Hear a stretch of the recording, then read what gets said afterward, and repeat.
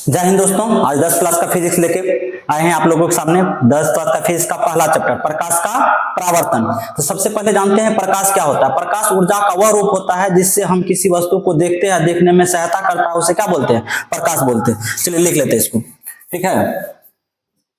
प्रकाश ऊर्जा का वह रूप होता है जिससे हम किसी वस्तु को देखते हैं, देखने में सहायता करता है, उसे क्या बोलते हैं? प्रकाश कहते हैं। प्रकाश का गुण होता है, प्रकाश सीधी रेखा में चलता है। प्रकाश विद्युत चुम्बकीय तरंग होता है जिसे चलने के लिए किसी माध्यम की आवश्यकता नहीं होती है। प्रकाश की चाल सबसे अधिक निर्वात में होता है। निर्वात में प्रकाश की चाल 3 गुना 10⁸ मीटर प्रति सेकेंड होता है, ठीक है। चलिए लिख लेते हैं इसका प्रकाश का गुण क्या सब होता है, ठीक है, तो फिर बताते हैं। प्रकाश की लगता है, ठीक है। तो प्रकाश के गुण क्या हो जाता है? प्रकाश सीधी रेखा में गमन करता है। प्रकाश सबसे पहले क्या है? प्रकाश सीधी रेखा में गमन करता है। प्रकाश विद्युत चुम्बकीय तरंग होता है, इसीलिए चलने के लिए इसे किसी भी माध्यम की आवश्यकता नहीं होती है, ठीक है। लेकिन साउंड को यानी कि ध्वनि को चलने के लिए एक माध्यम की आवश्यकता होती है, ठीक है। इसीलिए प्रकाश निर्वात में प्रकाश की चाल सबसे अधिक होता है, 3 गुना 10⁸ मीटर प्रति सेकंड होता है। पानी में 2.25 गुना 10⁸ मीटर प्रति सेकंड होता है। कांच में प्रकाश की चाल 2 गुना 10⁸ मीटर प्रति सेकंड होता है। सूर्य की प्रकाश पृथ्वी तक पहुंचने में 8 मिनट 20 सेकंड लगता है, जबकि पृथ्वी पर चंद्रमा की प्रकाश 1.28 सेकंड लगता है। यहां तक समझे? सबसे पहले फिर एक बार देख लीजिए। प्रकाश क्या है? सीधी रेखा में गमन करता है। प्रकाश विद्युतीय चुम्बकीय तरंग है, इसीलिए इसे चलने के लिए किसी भी माध्यम की आवश्यकता नहीं होती है। प्रकाश की चाल सबसे अधिक कहां होता है? निर्वात में होता है। सबसे अधिक कहां होता है? निर्वात में। ये क्वेश्चन आता है, सबसे अधिक कहां होता है? निर्वात में। और प्रकाश की चाल निर्वात में कितना होता है? ये भी क्वेश्चन आता है, 3 गुना 10⁸ मीटर प्रति सेकंड। पानी में प्रकाश की चाल कितना होता है? 2.25 गुना 10⁸ मीटर प्रति सेकंड। कांच में प्रकाश की चाल क्या होता है? 2 गुना 8 मीटर 10⁸ मीटर प्रति सेकंड। सूर्य का प्रकाश पृथ्वी तक पहुंचने में 8 मिनट 20 सेकंड लगता है, जबकि पृथ्वी पर चंद्रमा की प्रकाश पहुंचने में 1.28 सेकंड लगता है, ठीक है। जबकि पृथ्वी से चंद्रमा की दूरी कम है और सूर्य की दूरी अधिक है, लेकिन उसके प्रकाश की चाल क्या है? अधिक है, इसलिए ये जल्दी पहुंचता है। ध्वनि का चाल अधिक होता है या प्रकाश की चाल? ठीक है, चलिए आगे बताते हैं। किरण किसे कहते हैं? ऐसा नहीं कि किरण नाम का एक लड़की है वही बोल देना। प्रकाश किरण क्या होगा? प्रकाश किरण होगा कि प्रकाश जब किसी पारदर्शी माध्यम से होकर गुजरती है तो उसे क्या कहते हैं? प्रकाश की किरण कहते हैं। क्या बोलेंगे? जब प्रकाश किसी पारदर्शी माध्यम से सरल रेखा में गमन करती है, जब प्रकाश किसी पारदर्शी माध्यम से किसी सरल रेखा में गमन करती है तो प्रकाश की इस गति को या गमन की गति को क्या बोलेंगे? प्रकाश की किरण कहेंगे। चलिए लिखते हैं, प्रकाश किरण क्या है? पुंज, ठीक है। तो यहां से क्या हो जाएगा? प्रकाश किरण किसे कहते हैं? प्रकाश किरण किसे कहते हैं? जब प्रकाश किसी पारदर्शी माध्यम में सीधी रेखा में जब गमन करता है तो उसे क्या बोलते हैं? प्रकाश के पथ को प्रकाश किरण कहते हैं, ठीक है। प्रकाश के पथ को प्रकाश की किरण कहते हैं। मैथ में प्रकाश की परिभाषा, किरण की परिभाषा क्या होता है? जिसका एक अंत बिंदु हो उसे क्या बोलते हैं? किरण बोलते हैं, ठीक है। जिसका कोई अंत बिंदु नहीं हो उसे क्या बोलते हैं? रेखा बोलते हैं, ठीक है। रेखाखंड क्या होता है? जिसका 2 अंत बिंदु हो उसे क्या बोलेंगे? रेखाखंड बोलेंगे, ठीक है। तो सबसे पहले क्या हो जाएगा? प्रकाश, इसमें फिजिक्स में क्या होता है? प्रकाश किरण क्या होता है? प्रकाश, जब प्रकाश किसी पारदर्शी माध्यम में सीधी रेखा में गमन करता है तो उसे क्या बोलते हैं? प्रकाश किरण कहते हैं, ठीक है। प्रकाश पुंज किसे कहते हैं? प्रकाश पुंज क्या कहते हैं? प्रकाश के किरण के समूह को, प्रकाश के किरणों के समूह को क्या बोलेंगे? प्रकाश पुंज बोलेंगे, ठीक है। एक से अधिक अगर किरण निकले उसे प्रकाश पुंज कहेंगे। प्रकाश पुंज 3 प्रकार का होता है, समांतर प्रकाश पुंज, दूसरा होता है अपसारी प्रकाश पुंज, तीसरा अपसारी प्रकाश पुंज। समांतर तो जान रहे हैं, जब प्रकाश की किरण एक दूसरे के समांतर हो, ठीक है, तो उसे क्या बोलेंगे?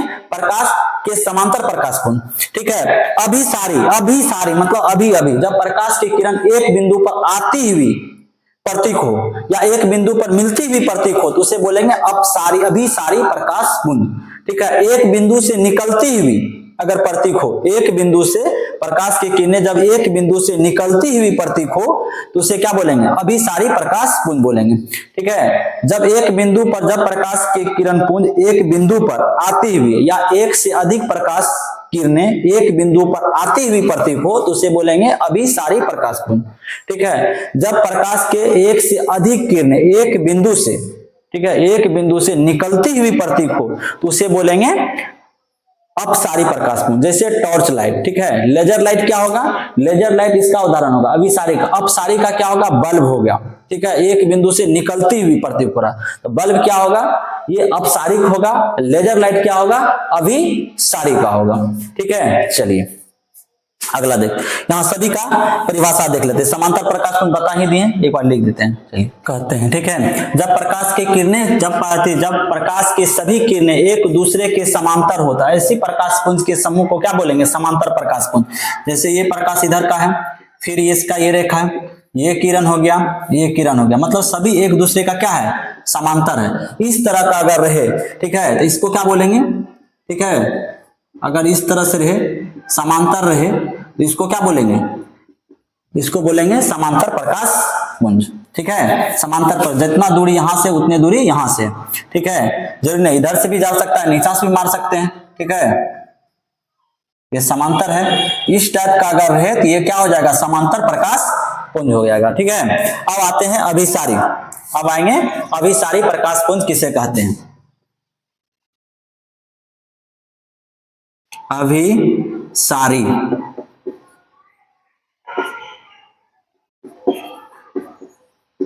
प्रकाश पुंज किसे,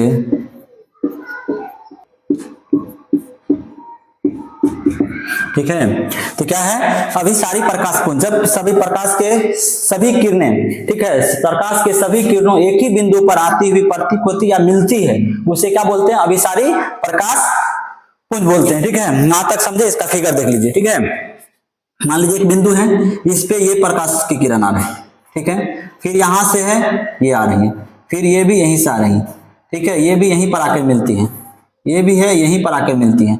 इस टाइप का अगर प्रकाश किरण है, ठीक है, जो एक बिंदु पर आकर मिलती है तो उसे क्या बोलते हैं, अभिसारी प्रकाश। इसका सबसे अच्छा उदाहरण क्या है, लेजर लाइट। ठीक है, मुंह छोटा रहता है, एक जगह जाके मिलती है, तो इसे क्या बोलते हैं, जो कि शादी ब्याह में खास करके स्टेज प्रोग्राम में ज्यादा जलाते हैं। ठीक है, ये स्टेज लाइट हो गया। जब प्रकाश की सभी किरणें एक ही बिंदु पर आकर मिलती है या मिलती हुई प्रतीत होती, इस तरह से प्रकाश, इस तरह के प्रकाश किरणों के समूह को, ठीक है, अभिसारी प्रकाश पुंज बोलते हैं। ठीक है, अब चलिए लिखते हैं अपसारी, मतलब एक ही बिंदु से निकलती हुई प्रतीक हो, जैसे बल्ब। ठीक है, चलिए निकलते हैं अगला, क्या है, जब प्रकाश की सभी किरणें एक बिंदु पर, एक बिंदु से क्या हो, निकलती हुई प्रतीक हो या निकलती है, इस तरह के प्रकाश के किरण के समूह को क्या बोलेंगे, अपसारी प्रकाश पुंज बोलेंगे। ठीक है, जैसे में बल्ब हो गया, ठीक है, एक बिंदु है, यहीं से सारा चीज निकलते हुए प्रतीक हो, ठीक है, यहीं से निकलते हुए प्रतीक, इस टाइप से अगर रहेगा, इस तरह क्या बोलेंगे इसको, अपसारी, मतलब एक बिंदु से निकलते हुए प्रतीक हो रहा है। जिस तरह से बल्ब है, बल्ब में क्या है, एक तरह से, ठीक है,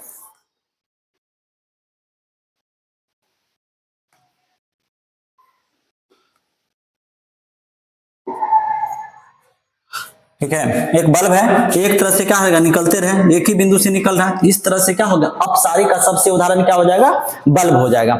चलिए अब आते हैं क्या चीज, प्रकाश का परावर्तन है सब तो ही। ठीक है, तो प्रतिबिंब क्या होता है, प्रतिबिंब क्या हो जाएगा, जब किसी प्रकाश स्रोत से आ रहे प्रकाश के किरणें परावर्तन या अपरावर्तन के बाद जिस बिंदु पर मिलती है, ठीक है, जिस बिंदु पर मिलती है या मिलती हुई प्रतीक होती है, उस बिंदु को, उस बिंदु का क्या बोलते हैं, प्रतिबिंब कहते हैं। यदि प्रकाश के स्रोत से आ रहे, जब प्रकाश किसी स्रोत से आ रहे प्रकाश के किरणें, किसी प्रकाश स्रोत से आ रही प्रकाश के किरणें परावर्तन या अपरावर्तन के बाद जिस बिंदु पर मिलती है या मिलती हुई प्रतीक होती है, उस बिंदु को उस बिंदु का प्रतिबिंब कहते हैं। ठीक है, यह दो प्रकार का होता है, एक वास्तविक प्रतिबिंब, एक काल्पनिक प्रतिबिंब। वास्तविक प्रतिबिंब क्या होगा, जब किसी प्रकाश स्रोत से आ रही प्रकाश के किरणें परावर्तन या अपरावर्तन के बाद जिस बिंदु पर आभासी वास्तविक रूप से मिलती है, उसे क्या बोलते हैं, वास्तविक प्रतिबिंब।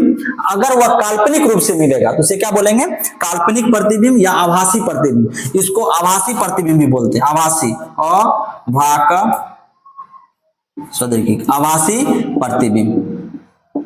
ठीक है, काल्पनिक प्रतिबिंब या आभासी प्रतिबिंब।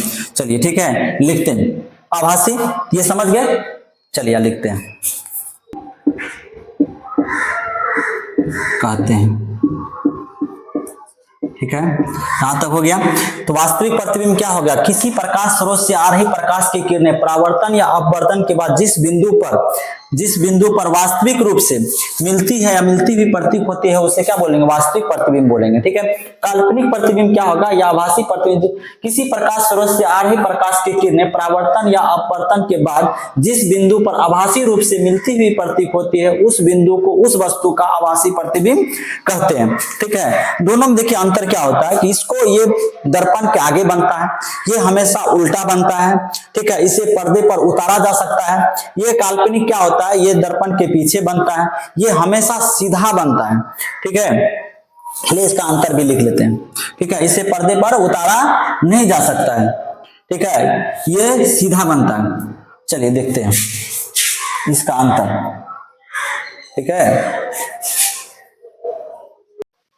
नहीं उतारा जा सकता है। ठीक है, काल्पनिक प्रतिबिंब, आभासी या वास्तविक प्रतिबिंब, यह हमेशा क्या होता है, उल्टा बनता है। यह हमेशा क्या बनता है, सीधा बनता है। यह वास्तविक कटान से बनता है, यह काल्पनिक कटान से बनता है। ठीक है, यह दर्पण के आगे बनता है, वह दर्पण के पीछे बनता है। इसे पर्दे पर उतारा जा सकता है, इसे पर्दे पर उतारा नहीं जा सकता है। ठीक है, यहां तक हो गया। चलिए अब यहां से जानते हैं, यहां तक तो हो गया प्रकाश के बारे में। अब आइए प्रकाश के परावर्तन के बारे में जानते हैं। ठीक है, प्रकाश के परावर्तन क्या होता है, जब प्रकाश की किरणें किसी चिकनी या समतल सतह से टकराकर फिर उसी माध्यम में लौट जाती है, प्रकाश की इस घटना को, ठीक है, प्रकाश की इस लौटने की घटना को क्या बोल रहे हैं, प्रकाश का परावर्तन कहेंगे। क्या होगा प्रकाश की परावर्तन, प्रकाश की किरणें जब किसी समतल या चिकनी सतह से टकराकर फिर उसी माध्यम में लौट जाए, प्रकाश की लौटने की घटना को क्या बोलेंगे, प्रकाश की परावर्तन कहेंगे। चलिए यहां से जानते हैं वास्तविक प्रतिबिंब और काल्पनिक प्रतिबिंब। ठीक है, वास्तविक प्रतिबिंब क्या होगा, यह हमेशा उल्टा बनता है, यह हमेशा क्या होता है, सीधा बनता है। यह वास्तविक कटान से बनता है, यह हमेशा काल्पनिक कटान से बनता है। यह दर्पण के आगे बनता है, यह दर्पण के पीछे बनता है। इसे पर्दे पर उतारा जा सकता है, इसे पर्दे पर उतारा नहीं जा सकता है। चलिए इसका अंतर हो गया। अब आते हैं प्रकाश की परावर्तन। ठीक है, यहां से प्रकाश की परावर्तन क्या होगा, जब प्रकाश की किरणें किसी चिकनी या समतल सतह से टकराकर फिर उसी माध्यम में लौट जाए, तो प्रकाश की लौटने की इस घटना को क्या बोलेंगे, प्रकाश का परावर्तन। ठीक है, ठीक है, प्रकाश के परावर्तन क्या होगा, जब प्रकाश की किरणें किसी समतल या चिकनी सतह से टकराकर फिर उसी माध्यम में लौट जाए, उसे क्या बोलेंगे, प्रकाश का परावर्तन बोलेंगे। ठीक है, प्रकाश की परावर्तन की दो नियम होता है, एक क्या होता है, परावर्तित किरण तथा परावर्तित आपतित कण। ठीक है, क्या हो जाएगा, यहां से जब प्रकाश की किरणें किसी समतल या चिकनी सतह से टकराकर फिर उसी माध्यम में लौट जाता है, प्रकाश की लौटने की इस घटना को क्या बोलेंगे, प्रकाश की परावर्तन बोलेंगे। ठीक है, प्रकाश की परावर्तन के दो नियम भी होता है। ठीक है, जिसने न्यूटन ने दिए हैं। प्रकाश की दो नियम कौन सा होता है, एक हो जाता है कि प्रकाश की आपतित किरण तथा परावर्तित किरण दोनों बराबर होता है।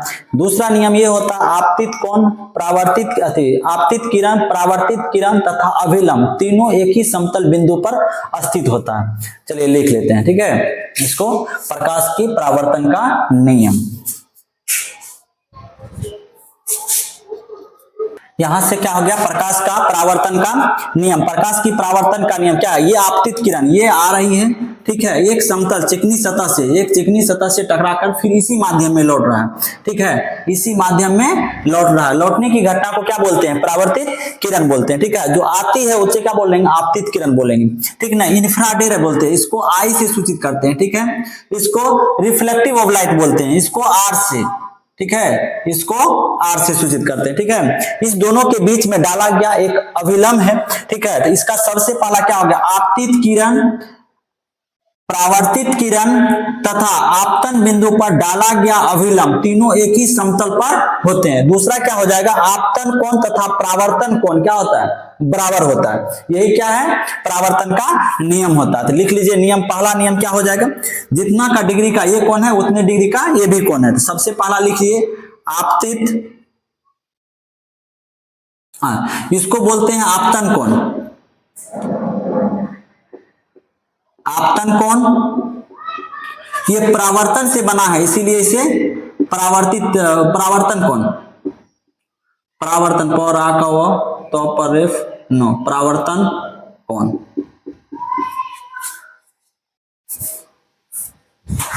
परावर्तन कोण। ठीक है, तो लिखिए आपतित किरण तथा परावर्तित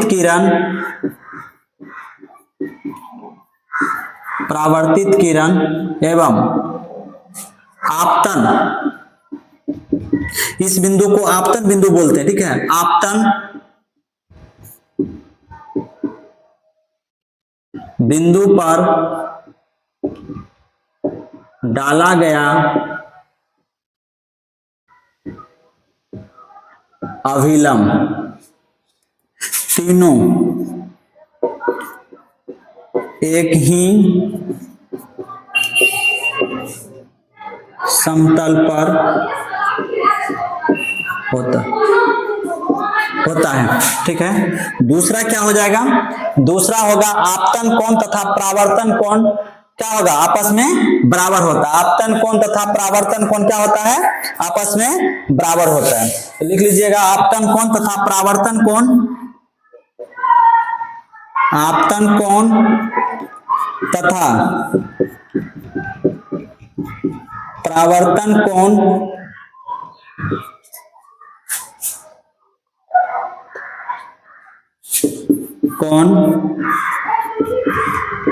आपस में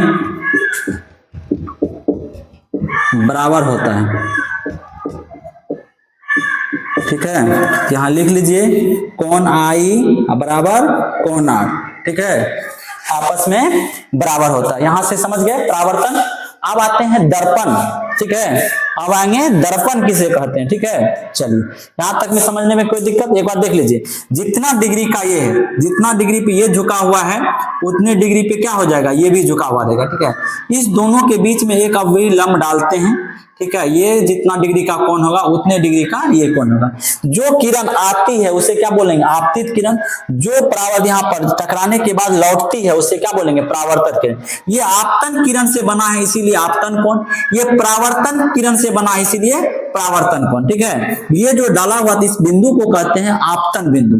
चलिए समझ गए, चलिए लिखिए अगला। दर्पण किसे कहते हैं, सबसे पहले दर्पण जाइए, वह वस्तु जिससे प्रकाश का पूर्ण रूपेण परावर्तित होता हो। ठीक है, उसे क्या बोलेंगे, उसे दर्पण बोलेंगे। दर्पण क्या होगा, दर्पण वह वस्तु होता है जिससे प्रकाश का पूर्ण रूपेण परावर्तन हो, उसे दर्पण बोलेंगे। दर्पण मुख्यतः दो ही प्रकार का होता है, एक समतल दर्पण, एक गोलीय दर्पण।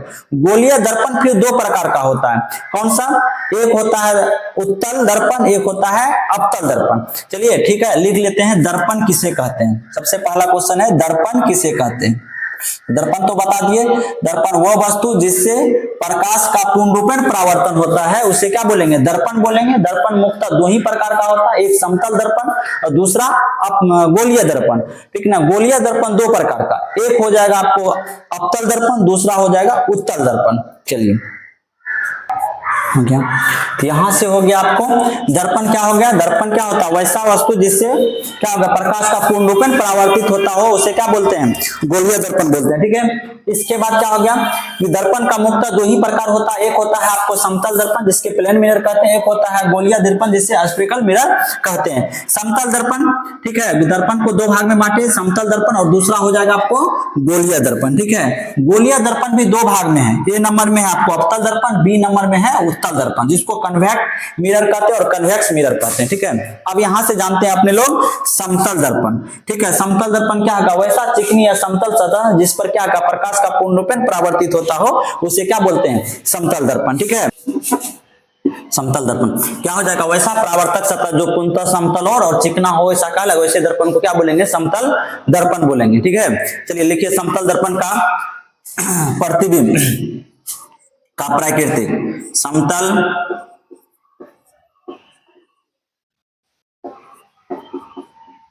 दर्पण का पहला देखिए, ये दर्पण है मान लीजिए। ठीक है, ये दर्पण है। ठीक है, ये प्रधान अक्ष है। अगर यहां पर एक वस्तु रखते हैं, ठीक है, यहां से एक वस्तु रखते हैं और यहां पर क्या हो रहा है, यहां से इस पे रोशनी देते हैं, ठीक है। यहां से अगर रोशनी देंगे तो क्या होगा, कुछ प्रकाश इधर से जाएगा, कुछ प्रकाश यहां से यहां जाएगा, ठीक है।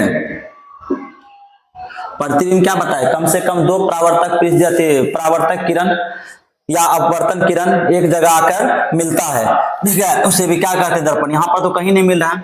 अब बोलिए समतल यहां से अगर हम इसको आगे बढ़ाते हैं, ठीक है। और एक चीज यहां तो परावर्तक का क्या बताए थे, परावर्तक का एक रूल होता है, जितने डिग्री पे ये जाएगा उतने डिग्री पे क्या होगा, परावर्तन के रूल से ये बाहर की ओर निकलेगा, ठीक है। अगर हम इसको डॉटिंग लाइन से आगे करते हैं, ठीक है, और इसको भी हम आगे करते हैं, ठीक है, तो ये कहां जाके मिलता है, यहां जाके मिलता है। जितना दूरी पर प्रतिबिंब बनेगा तो वस्तु रखेंगे दर्पण से उतने दूर पे क्या बनेगा, प्रतिबिंब बनेगा। जितना दूर पे वस्तु को रखेंगे, ठीक है, मान लीजिए वस्तु ए तथा बी है, ठीक है, प्रतिबिंब क्या हो जाएगा, ए तथा बी डैश। काल्पनिक प्रतिबिंब हमेशा सीधा बनता है, दर्पण के पीछे बनता है। और समतल दर्पण में क्या होता है, जितना दूर पे वस्तु है उतने दूर पे क्या बनेगा, प्रतिबिंब बनेगा दर्पण से, ठीक है। यहां से लेके यहां तक की दूरी को क्या बोलते हैं, यू से सूचित करते हैं, ठीक है। और यहां से लेके प्रतिबिंब की दूरी को भी से सूचित करते हैं, ठीक है। यहां तक में कोई दिक्कत, यहां पर क्या होता है, आई होता है, ये अपवर्तन किरण है और ये परावर्तन किरण है, ठीक है। यहां तक समझे, प्रतिबिंब की आकृति समझ गए कैसे बनता है प्रतिबिंब। यहां एक वस्तु रखे, यहां से मान लीजिए प्रकाश दिए, ठीक है, यहां से वस्तु से टकरा के कुछ प्रकाश इधर जाएगा तो कुछ प्रकाश सीधे निकलेगा, ठीक है, निकलेगा कहीं भी। प्रतिबिंब की परिभाषा क्या लिखा है, जहां पर कम से कम 2 परावर्तक किरण या अपवर्तन किरण आकर मिलता है, मिलती हुई प्रतीक होती है, तो उसे क्या बोलते हैं, प्रतिबिंब बोलते हैं। प्रतिबिंब तो कहीं नहीं मिला, अगर हम इसको आभासी रूप से आगे बढ़ाते, इसको भी आगे बढ़ाते तो यहां पर आके मिलता है, यहां पर आके मिलेगा तो क्या हो जाएगा, जितना दूरी पे वस्तु है उतने दूरी पे क्या बनेगा, हमको दर्पण से प्रतिबिंब मिलेगा।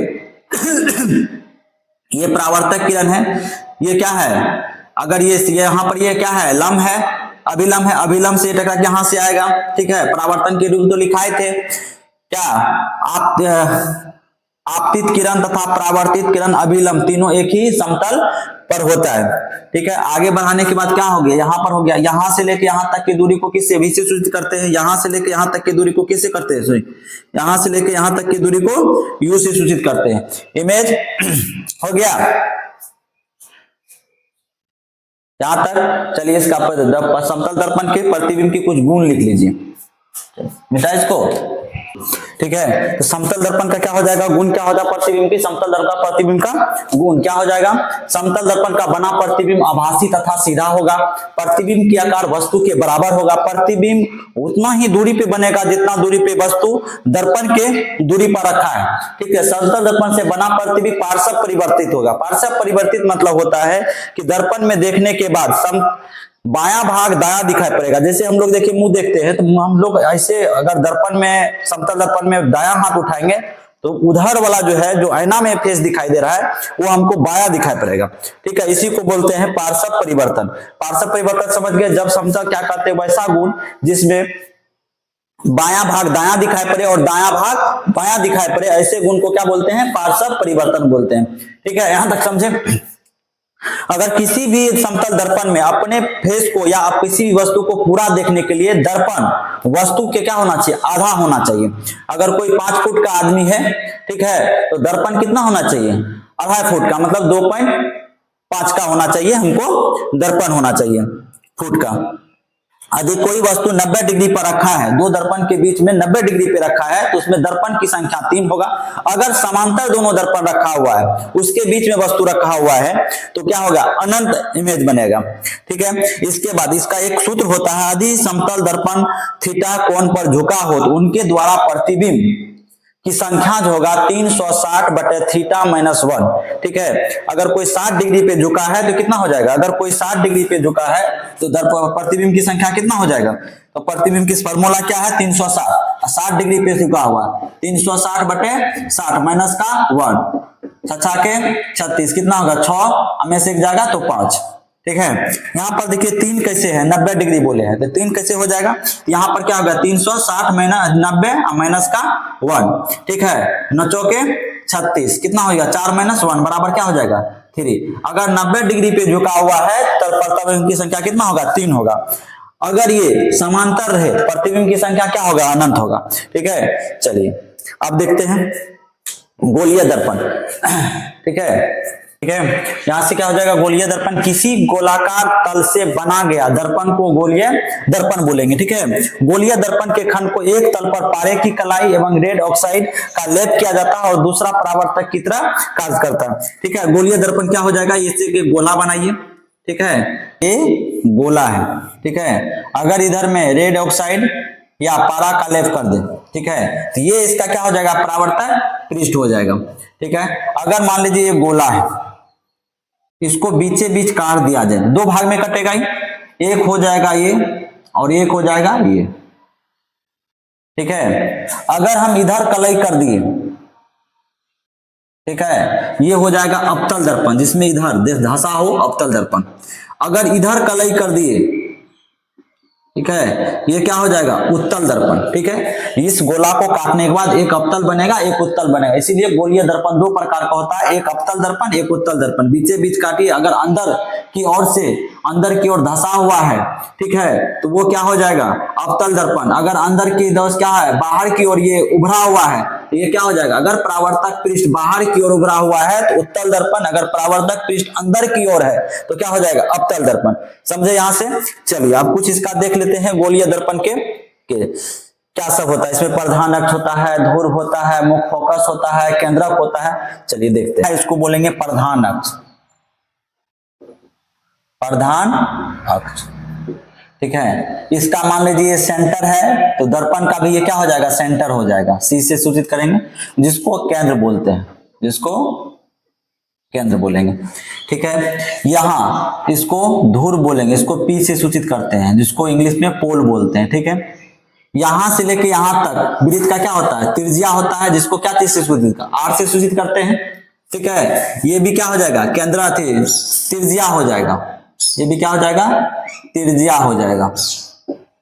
ठीक है, इसको बड़ी आर से सूचित कर लीजिए। ठीक है, ये क्या हो जाएगा त्रिज्या हो जाएगा, यहां से त्रिज्या हो जाएगा। सी तथा पी के बीच में केंद्र तथा ध्रुव के बीच की दूरी को क्या बोलेंगे, इसके बीच की दूरी को मान लीजिए यहां पर क्या है एफ है, इसको मुख्य फोकस बोलेंगे, मुख्य फोकस, मुख्य फोकस। ठीक है, यहां से लेके यहां तक की दूरी ये जो है, ठीक है, इसको छोटी आपसे इसको क्या बोलेंगे फोकस दूरी, मतलब क्या थी यहां से मुख्य फोकस तथा ध्रुव के बीच की दूरी को क्या बोलेंगे, इसको बोलेंगे आपको ये यहां से थी यहाँ ये रुक जाइए, यहां से लेके यहां तक की दूरी को क्या बोलेंगे त्रिज्या, और यहां से लेके यहां तक की दूरी को क्या बोलेंगे छोटी एफ से सूचित करेंगे, इसको बोलेंगे फोकस दूरी, फोकस दूरी। ठीक है,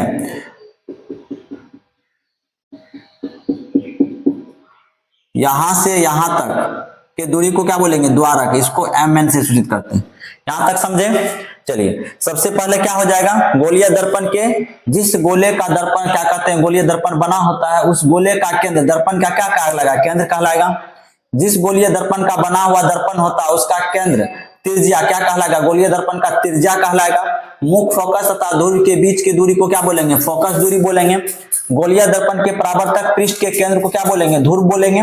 ठीक है ठीक है यहां तक समझे। चलिए सबका एक एक करके परिभाषा जान लेते हैं, यहां तक में कोई दिक्कत। चलिए यहां से पहले ध्रुव ही लिखते हैं, यहां से क्या हो जाएगा सूचित किया जाता है। चलिए यहां से क्या हो गया गोलीय दर्पण का परावर्तक पृष्ठ के केंद्र को ध्रुव का क्या कहते हैं ध्रुव कहते हैं। परावर्तक पृष्ठ के केंद्र को क्या बोलते हैं ध्रुव बोलते हैं, बताए थे। इसको पी से सूचित किया जाता है क्योंकि इसका इंग्लिश क्या होता है पोल होता है। ठीक है वक्रता केंद्र, वक्रता केंद्र क्या हो जाएगा गोलीय दर्पण के परावर्तक पृष्ठ जिस गोले का भाग होता है उसके केंद्र को गोलीय दर्पण का वक्रता केंद्र कहते हैं। इसे सी से सूचित किया जाता है। इसे किससे सूचित किया जाता है? सी से, सेंटर। ठीक है, इसे सी से सूचित किया जाता है। अब लिखते हैं कौन सा? अब हो जाएगा आपको प्रधान अक्ष या मुख फोकस, मुख अक्ष, प्रधान अक्ष या मुख अक्ष। चलिए ठीक है, लिखते हैं इसके बाद प्रधान अक्ष या मुख अक्ष क्या जाता है। ठीक है, यहां से देखिए, सबसे पहले देखिए मुख अक्ष। सबसे पहला क्या है? मुख अक्ष। मुख अक्ष मान लीजिए ये दर्पण है। ठीक है, इसके दर्पण के बीचों बीच जो जाता है इसे क्या बोलते हैं? मुख अक्ष। इसे क्या बोलते हैं? मुख अक्ष। ठीक है, तो क्या हो जाएगा? मुख अक्ष गोलीय दर्पण के ध्रुव तथा वक्रता केंद्र से गुजरने वाली सीधी रेखा को मुख अक्ष कहते हैं और मुख अक्ष को ध्रुव पर अभिलंब भी होता है। ये ध्रुव पे क्या है? अभिलंब भी है। ठीक है, इसका केंद्र क्या कहलाएगा? ये वक्रता केंद्र। यहां से लेके यहां तक की दूरी को क्या बोलेंगे? यहां से लेके यहां तक की दूरी r है। ठीक है, और ये बीच वाला इसके बीच की दूरी सेंटर, मतलब वक्रता केंद्र और ध्रुव के सेंटर को क्या बोलेंगे? मुख फोकस बोलेंगे। और यहां से यहां तक की दूरी को क्या बोलेंगे? फोकस दूरी बोलेंगे। फोकस दूरी बोलेंगे। ठीक है, यहां देखिए वक्रता त्रिज्या क्या हो जाएगा? वक्रता त्रिज्या कौन सा है? यहां से लेके यहां तक की दूरी। तो गोलीय दर्पण का परावर्तक पृष्ठ जिस गोले का भाग होता है उसका त्रिज्या दर्पण की वक्रता त्रिज्या कहलाता है। मतलब केंद्र के इस क्या होता है? ये विरित है। ये क्या हो जाएगा? ये आपको डायमीटर है। यहां से लेके यहां तक की दूरी को क्या बोलते हैं? रेडियस बोलते हैं। तो वही चीज है, गोलीय दर्पण के परावर्तक पृष्ठ जिस गोले का भाग होता है उसका त्रिज्या दर्पण का वक्रता त्रिज्या कहलाता है। इसे बड़ी आर से सूचित करते हैं। मुख फोकस क्या होता है? मुख अक्ष। मुख अक्ष के समांतर आ रही प्रकाश की किरणें दर्पण से परावर्तन के बाद जिस बिंदु से होकर गुजरती है या मिलती है उसे क्या बोलेंगे? फोकस, मुख फोकस बोलेंगे। और इसे बड़ी कैपिटल एफ से सूचित करते हैं। फोकस दूरी क्या होता है? फोकस दूरी होता है मुख फोकस तथा ध्रुव के बीच की दूरी को फोकस दूरी, फोकस बिंदु और ध्रुव के बीच की दूरी को फोकस दूरी कहते हैं। और इसे एफ से, स्मॉल एफ से सूचित किया जाता है। यहां तक में कोई दिक्कत? ये गोलीय दर्पण का प्रॉपर्टी क्या हो गया। अब आते हैं अवतल दर्पण। ठीक है, गोलीय दर्पण दो प्रकार से होता है, एक अवतल दर्पण, एक उत्तल दर्पण। ठीक है, कन्वेक्स लेंस और कनकेव लेंस। ठीक, चलिए उत्तल दर्पण। ठीक है, यहाँ क्या हो जाएगा? अवतल दर्पण आपको बताए थे क्या? गोलीय दर्पण को अगर दो भाग में बांटते हैं, गोलीय दर्पण को अगर दो भाग में बांटते हैं, एक उत्तल बनता है, एक अवतल बनता है। अगर बाहर कलय कर दिया जाए तो अवतल होगा, अगर अंदर कलय कर दिया जाए ठीक है उत्तल हो जाएगा। तो यहाँ पर देखिए, यहाँ पर बाहर कलय किए गए हैं तो अवतल दर्पण। अंदर की ओर क्या है? धसा। परावर्तक पृष्ठ जिधर से ये कलय किया हुआ, ठीक है, जिधर से मुंह देखेंगे या जिधर से फेस देखेंगे या जिधर से कोई वस्तु की इमेज देखेंगे, ठीक है, तो वो क्या होता है? परावर्तक पृष्ठ होता है, जिससे प्रकाश का पूर्णरूपेण परावर्तन हो। ये आपको कवरिंग यानी कि किसका आपको बताए थे? रेड ऑक्साइड और पारा का इसमें क्या होता है? परत चढ़ा हुआ रहता है। तो वैसा दर्पण जिसका परावर्तक पृष्ठ धसा हो, परावर्तक पृष्ठ क्या है? धसा हुआ है, तो अवतल दर्पण कहलाएगा। उत्तल दर्पण वैसा दर्पण जिसका परावर्तक पृष्ठ उभरा हो, सॉरी उत्तल दर्पण कहलाएगा। जिसका परावर्तक पृष्ठ हो जाए तो उत्तल दर्पण कहलाएगा। उत्तल दर्पण कहलाता है। उत्तल दर्पण कहलाता है।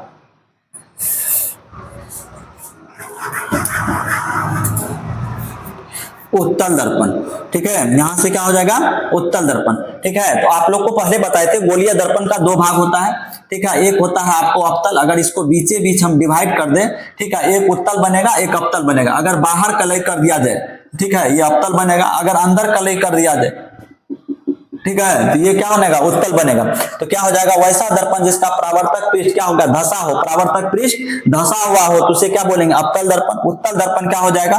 वैसा दर्पण जिसका परावर्तक पृष्ठ क्या हो? उभरा हुआ हो, उसे क्या बोलेंगे? वैसा दर्पण को बोलेंगे उत्तल दर्पण। अवतल दर्पण का उपयोग, अवतल दर्पण का उपयोग कहां कहां करते हैं? हजामती मतलब सैनुल पे जो होता है अवतल दर्पण का उपयोग होता है। ठीक है, इसके बाद वाहन का हेडलाइट में अवतल दर्पण का उपयोग होता है। सर्च लाइट में अवतल दर्पण का उपयोग होता है। डॉक्टर जो कान नाक गला का डॉक्टर जो होता है वो अवतल दर्पण का उपयोग करता है। ठीक है, क्योंकि इसमें छोटा भी चीज क्या करता है? बड़ा दिखाई पड़ता है, इसलिए इसका देखते हैं। ठीक है, चलिए देखते हैं यहाँ पर क्या होगा? अवतल दर्पण का उपयोग क्या हो जाएगा? सेविंग दर्पण। ठीक है, सेविंग दर्पण जो सैनुल तथा ठीक है ब्यूटी पार्लर में यूज होता है उसका क्या करते हैं? हजामती दर्पण कहते हैं। इसका अवतल दर्पण में उपयोग होता है। इसके टॉर्च में होता है, सर्च लाइट में होता है, वाहन के हेडलाइट जो बाहर में बल्ब जो जाता है उसके हेडलाइट में होता है। ठीक है, दांत कान और इसका उत्तल दर्पण का वाहनों के पास।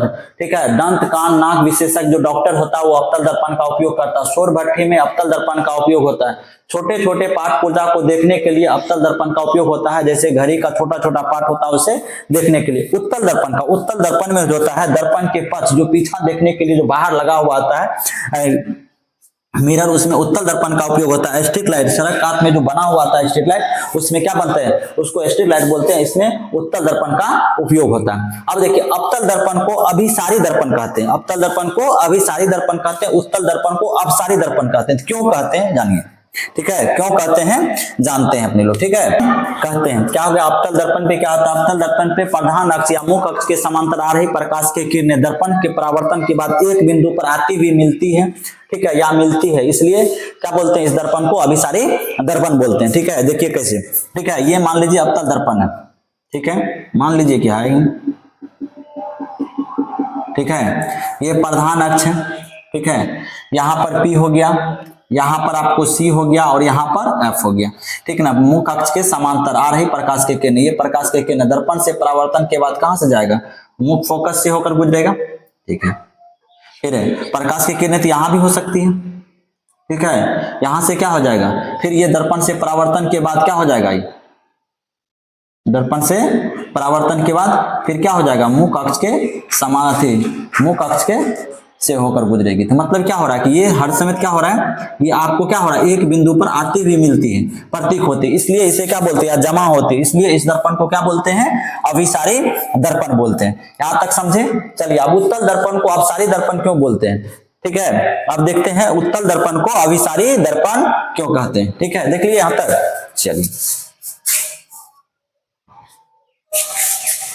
उत्तल दर्पण क्या हो जाए, प्रधान अक्ष के समांतर आ रही प्रकाश की किरणें दर्पण से परावर्तन के बाद एक बिंदु से निकलती हुई प्रतीत होती है, इसलिए उत्तल दर्पण को क्या बोलते हैं, अभिसारी दर्पण बोलते हैं, ठीक है। देख लीजिए इसको इमेज के अनुसार, ठीक है, मान लीजिए ये क्या है, उत्तल दर्पण है, ठीक है, उत्तल दर्पण में कहां पेंट होगा, अंदर की ओर कि बाहर की ओर, अंदर की, ठीक है। यहां से मान लीजिए ये आपको प्रधान अक्ष हो गया, ठीक है, प्रधान अक्ष हो गया, यहां पर P है, ठीक है। आज देखिए इसका, देखिए ये केंद्र है, ठीक है, तो यहाँ पर देखिए इसका केंद्र किधर है, इधर है, तो इसका केंद्र किधर हो जाएगा, इधर हो जाएगा, क्योंकि ये इधर से है, ठीक है, इसका केंद्र यहाँ हो जाएगा, ठीक है। मुख्य फोकस कहाँ हो जाएगा, ध्रुव तथा इसके बीच में होता है मुख्य, ठीक है, इधर से मान लीजिए ये प्रधान अक्ष के समांतर आ रही प्रकाश के किरणें, ठीक है, दर्पण से परावर्तन के बाद, ठीक है, दर्पण से परावर्तन के बाद थोड़ी ऐना में घुस के या शीशा में घुस के जाएगा, तो ये इधर निकल जाएगा, ठीक है।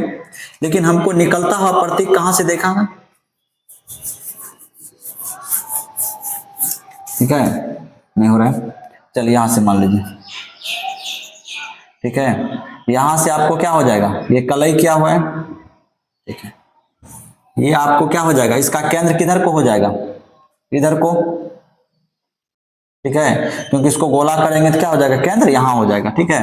मुख्य फोकस कहां हो जाएगा, यहां हो जाएगा, ठीक है। अगर यहां से कोई जा रहा है प्रकाश की किरणें, ठीक है ना, प्रकाश की किरणें ये जा रहा है, दर्पण से परावर्तन के बाद क्या होगा, मुख्य फोकस से निकलेगा, लेकिन मुख्य फोकस तो निकलेगा, ठीक है, ये निकल जाएगा कहां से, यहां से निकलेगा, क्योंकि इनाम तो घुस के जाएगा नहीं, लेकिन ये हमको प्रतीक कहां से होगा, यहां पर अगर कोई आदमी देखेगा, ठीक है, ठीक है, तो उसको यहां से दिखाई पड़ेगा निकल रहा है, ठीक है। अगर इधर से करते हैं,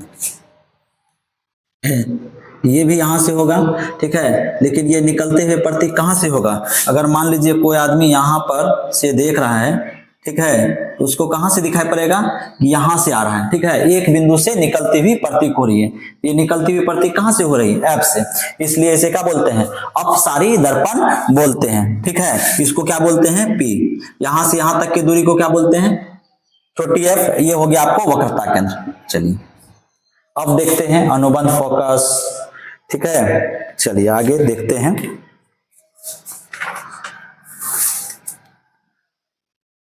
आगे आपको हो गया विचलन कोण, अनुबंध फोकस, ठीक है, अनुबंध फोकस, चलिए देख लेते हैं।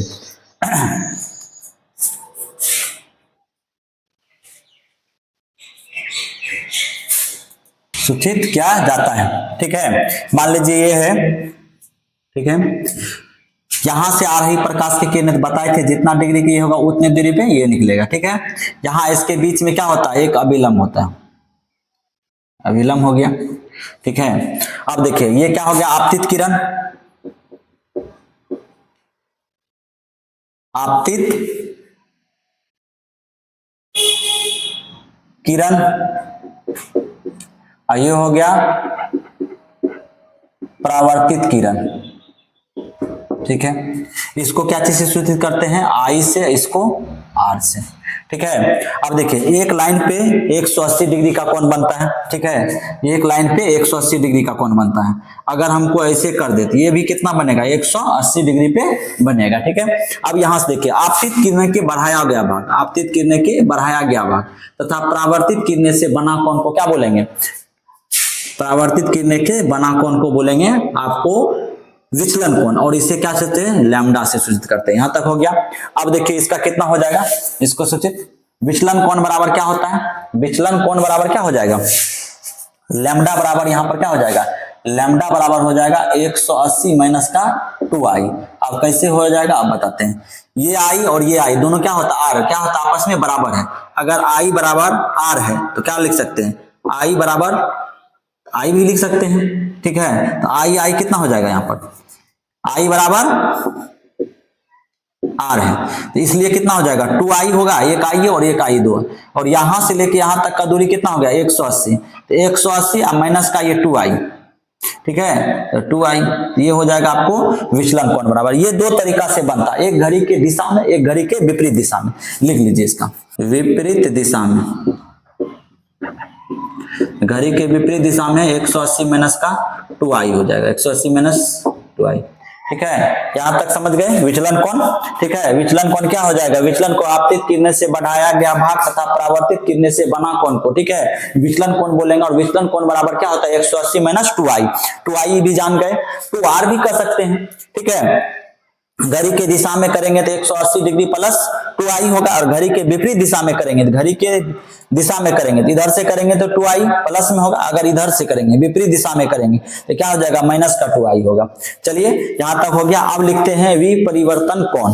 विपरिवर्तन कोण किसे कहते हैं, या विपरिवर्तन किसे कहते हैं, विपरिवर्तन किसे कहते हैं, ठीक ना, अनुबंध फोकस किसे कहते हैं, दोनों जान लेते हैं। ठीक है, विपरिवर्तन किसे कहते हैं, कहलाता है। ठीक है, विपरिवर्तन क्या कहलाता है, प्रतिबिंब का वैसा गुण, प्रतिबिंब का वैसा गुण जिसके कारण किसी वस्तु का प्रतिबिंब अक्ष के सापेक्ष 180 डिग्री के कोण पर घुमाया जाता है, तो जिसके कारण वस्तु का ऊपर वाला भाग नीचे दिखाई देता है, नीचे वाला भाग क्या होता है, ऊपर दिखाई देता है। ऐसे गुण को क्या बोलते हैं, विपरिवर्तन कहते हैं। अनुबंध फोकस क्या होता है, गोलीय दर्पण के प्रधान अक्ष पर स्थित वैसा दो बिंदु जिसके एक बिंदु पर वस्तु को रखने पर और दूसरे बिंदु पर प्रतिबिंब बन जाता है, यह दोनों बिंदु एक दूसरे के सापेक्ष अनुबंध फोकस कहलाता है। चलिए यहां तक हो गया। अब आते हैं अवतल दर्पण का किरण आरेख। ठीक है, कहां पर वस्तु रखेंगे, कहां से प्रकाश गुजरेगा, तो कहां से प्रकाश आ रही है, और दर्पण से परावर्तन के बाद कहां से प्रकाश गुजरेगी। ठीक है, उसी को बोलते हैं किरण आरेख। चलिए यहां से देखते हैं किरण आरेख क्या है। ठीक है, अगर प्रधान अक्ष के समांतर आ रही प्रकाश की किरणें, ठीक है, ये C हो गया और ये F हो गया। प्रधान अक्ष के समांतर आ रही प्रकाश की किरणें कहां से गुजरती है, तो मुख्य फोकस से गुजरती है। ठीक है, मुख्य फोकस से गुजरती है, तो इसको क्या लिखेंगे, प्रधान अक्ष के समांतर आ रही प्रकाश की किरणें दर्पण से परावर्तन के बाद मुख्य फोकस से होकर गुजरेगी। ठीक है, तो यहां पर लिखेंगे अवतल दर्पण में प्रधान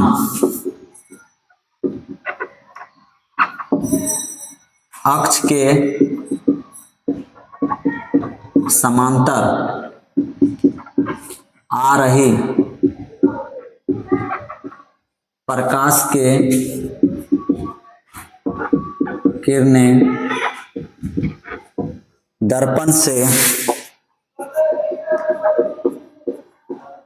परावर्तन के बाद मुख्य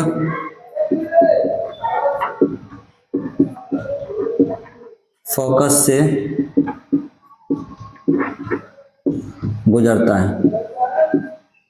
हो गया, ये क्या हो गया, पहला नंबर में क्या हो गया, प्रधान अक्ष के समांतर आ रही प्रकाश की किरणें दर्पण से परावर्तन के बाद, दर्पण से परावर्तन के बाद मुख्य फोकस से गुजरता है। ठीक है, पहला हो गया। दूसरा आते हैं, अब आएंगे दूसरा, मुख्य फोकस से आ रही प्रकाश की किरणें दर्पण से परावर्तन के बाद क्या होगा, मुख्य अक्ष के समांतर होगा। चलिए दूसरा लिखते हैं।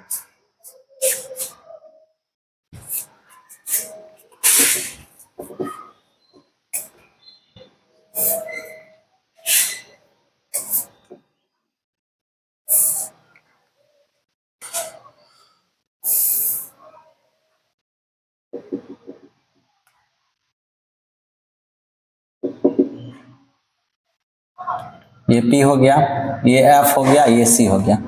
ठीक है, यहाँ पर क्या है, मुख्य फोकस से आ रही है प्रकाश की किरणें दर्पण से परावर्तन के बाद क्या हो जाएगा, मुख्य फोकस के समांतर हो जाएगी। ठीक है, मुख्य फोकस के समांतर हो जाएगी। तो लिख लीजिए इसका भी। ठीक है, इसका क्या हो जाएगा, इसका लिख लेते हैं। अवतल दर्पण में मुख्य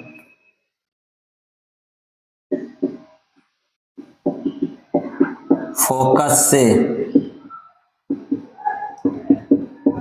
आ रही प्रकाश के किरणें दर्पण से परावर्तन के बाद मुख्य अक्ष के समांतर गुजरेगी। हो गया, ठीक है। अब आइए, दूसरा था ये, तीसरा आइए। तीसरा क्या हो जाएगा, तीसरा यहां पर देखिए। ठीक है, ये है, ये F है, ये C है। वक्रता केंद्र से आ रही प्रकाश की किरणें दर्पण से परावर्तन के बाद फिर इसी दिशा में लौट जाएगी। फिर इसी दिशा में क्या होगा, लौट जाएगा, ये कहीं से नहीं होगा। ठीक है,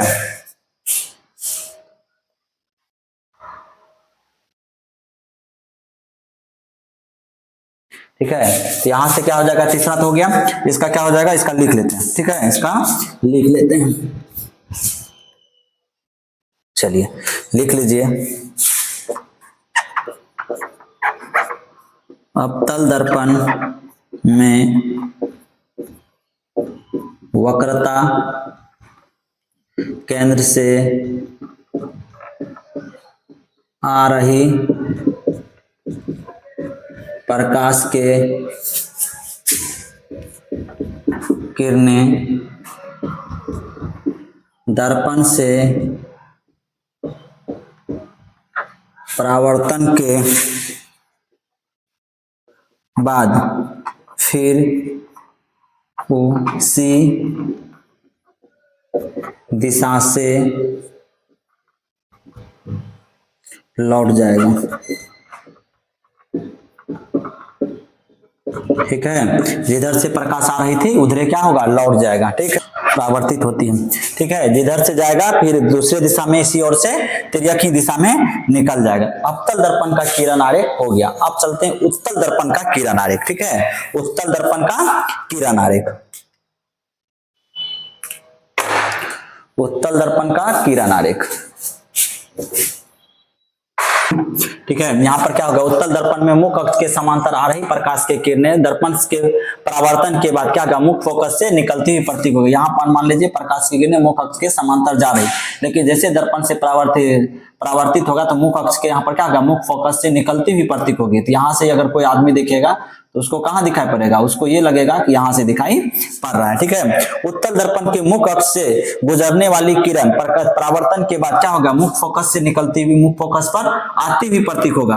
ठीक है, ये देखिए, मुख्य फोकस से आ रही प्रकाश की किरणें, ठीक है, दर्पण से परावर्तन के बाद क्या हो गया, मुख्य अक्ष के समांतर हो गई। ठीक है, लेकिन ये दिखाई कहां से पड़ रहा है, ठीक है, यहाँ से मुख्य अक्ष के समांतर हो गई। ठीक है, यहाँ तक चलिए। ठीक है। अगला देखते हैं, यहां से क्या हो गया, उत्तल दर्पण के वक्रता केंद्र की ओर आ रही प्रकाश के किरणें परावर्तन के बाद फिर उसी दिशा में लौट जाएगी। वक्रता केंद्र पे आ रही थी, फिर दर्पण से परावर्तन हुआ, फिर उसी दिशा में लौट गया। चौथा लिखिए, उत्तल दर्पण के बिंदु P की ओर मुख्य अक्ष से तिर्यक दिशा में आ रही प्रकाश से आपतित किरणें या आ रही प्रकाश की किरणें तिर्यक दिशा में परावर्तित हो जाती है दूसरी ओर, ठीक है। और देखिए ये हो जाएगा कोण I और ये हो जाएगा कोण R।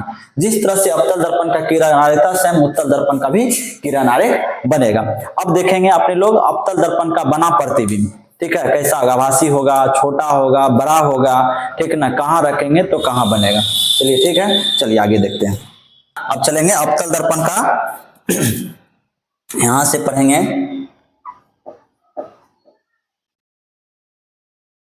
अवतल दर्पण का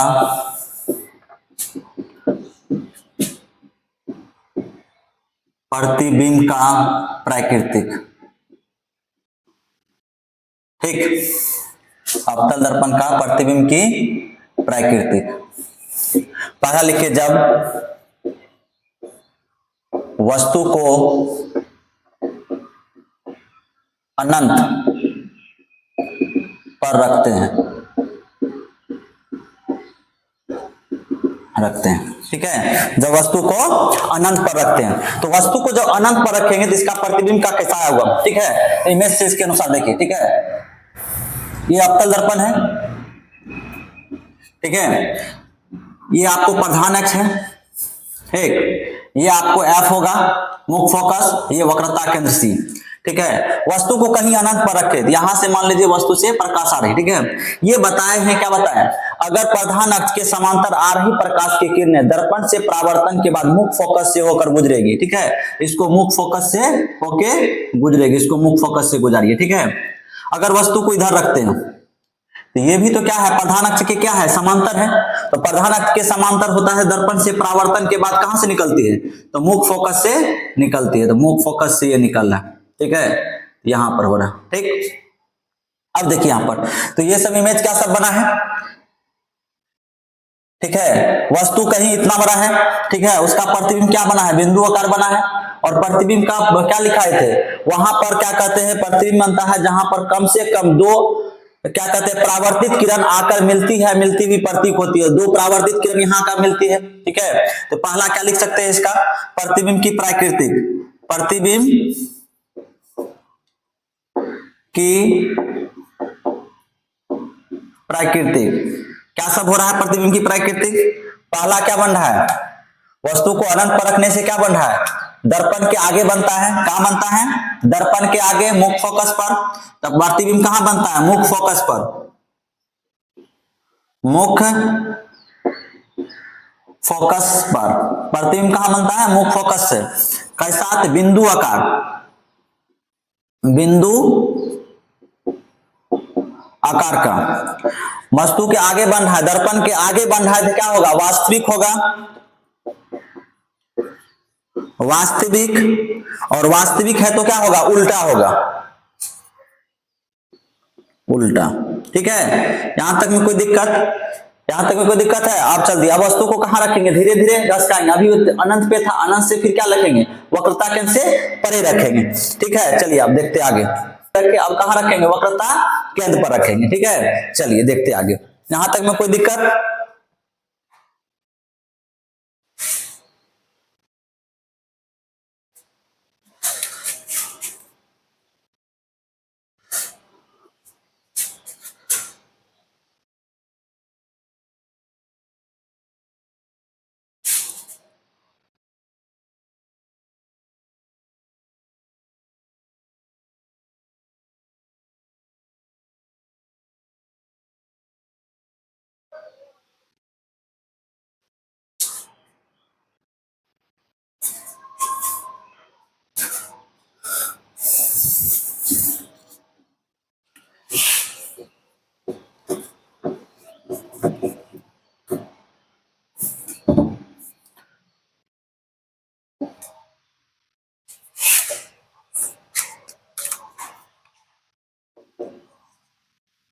जब वस्तु को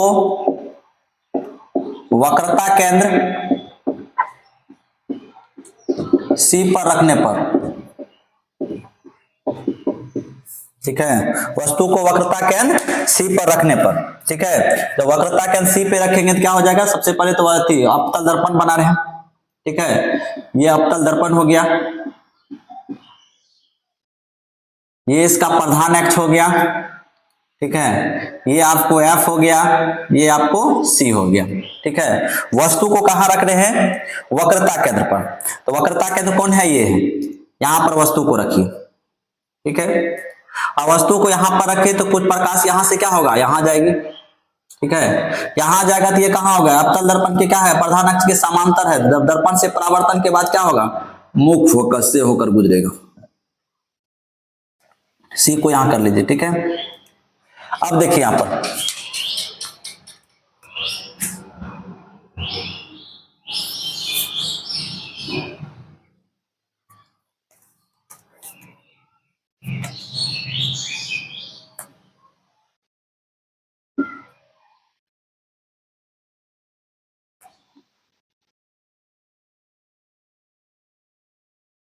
यहां से प्रकाश की किरणें जाएगी, ठीक है, और ये अवतल दर्पण का मुख क्या है, मुख अक्ष के समांतर है, परावर्तन के बाद क्या होगा, मुख फोकस से होकर गुजरेगा, ठीक है।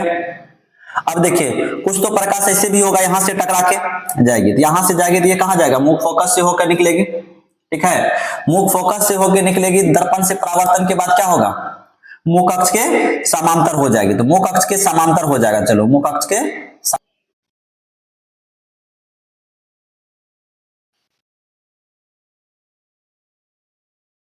मुख अक्ष के क्या हो जाएगा, समांतर हो जाएगी, ठीक है। ये प्रकाश की किरणें आ रही है, यहां से दर्पण के परावर्तन के बाद यहां से हो रही है, ठीक है। अब देखिए जितना बड़ा यहां पर देखिए दर्पण का क्या कहते हैं, यहां पर ये क्या है, प्रतिबिंब है, ये वस्तु है, ठीक है, ए और बी डैश, ठीक है, यहां इसका क्या बन गया, प्रतिबिंब, यहां पर बी डैश और ए डैश, ठीक है। यहां देखिए जितना बड़ा, यहां पर देखिए जितना बड़ा वस्तु उतने बड़ा क्या हो रहा है, इसका प्रतिबिंब बन रहा है, तो मतलब क्या बन रहा है, तो ये आपको क्या है, प्रतिबिंब वस्तु के बराबर बन रहा है, आगे बन रहा है तो वास्तविक होगा, वास्तविक है तो उल्टा होगा, चलिए लिख लेते हैं प्रतिबिंब की प्रकृति,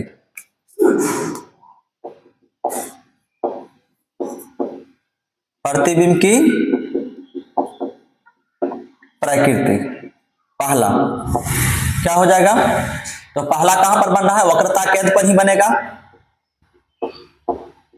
वक्रता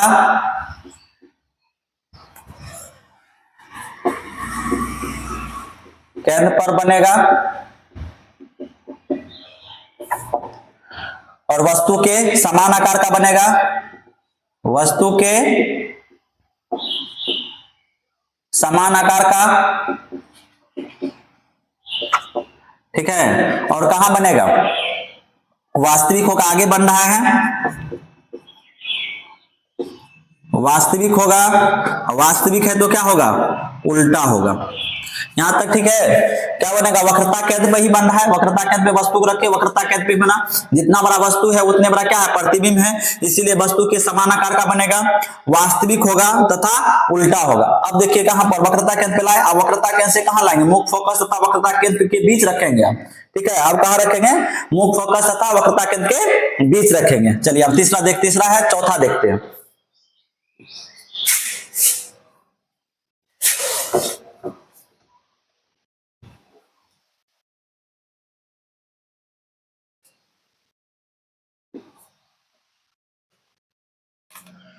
जब वस्तु को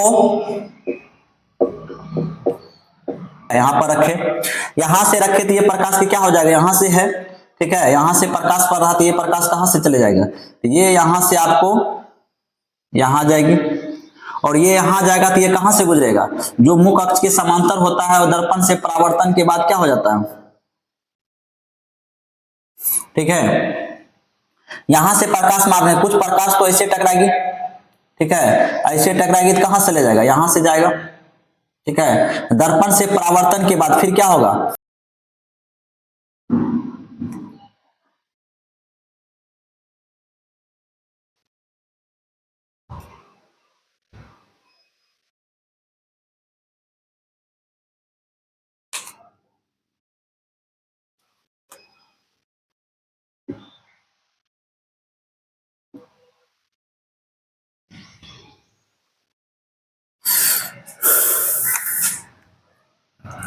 ये यहाँ से क्या हो रहा है, ये यहाँ से यहाँ कटान बिंदु हो रहा है, ठीक है। तो यहाँ कटान बिंदु हो रहा है, तो यहाँ से क्या हो जाएगा, ये कैसे मिट गया,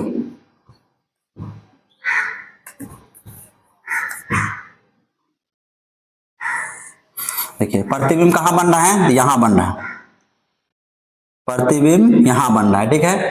वस्तु देखिए अब कितना है, वस्तु कहाँ है, यहाँ पर है, वस्तु कहाँ है, तो यहाँ पर है, वस्तु यहाँ पर है, ए बी, यहाँ पर हो जाएगा आपको ए डैश और बी डैश, ठीक है। वस्तु कहाँ बन गया है, यहाँ पर बन गया। अब देखिए वस्तु कितना बड़ा है, वस्तु इतना है, प्रतिबिंब कितना हो गया है, इतना है, मतलब वस्तु से क्या हो गया, दुगना, डायरेक्ट बहुत बड़ा हो गया, ठीक है। कहां पर बना है, ठीक है, कहां पर बना है, तो ये वक्रता केंद्र से परे बना है, वक्रता केंद्र से परे बना है,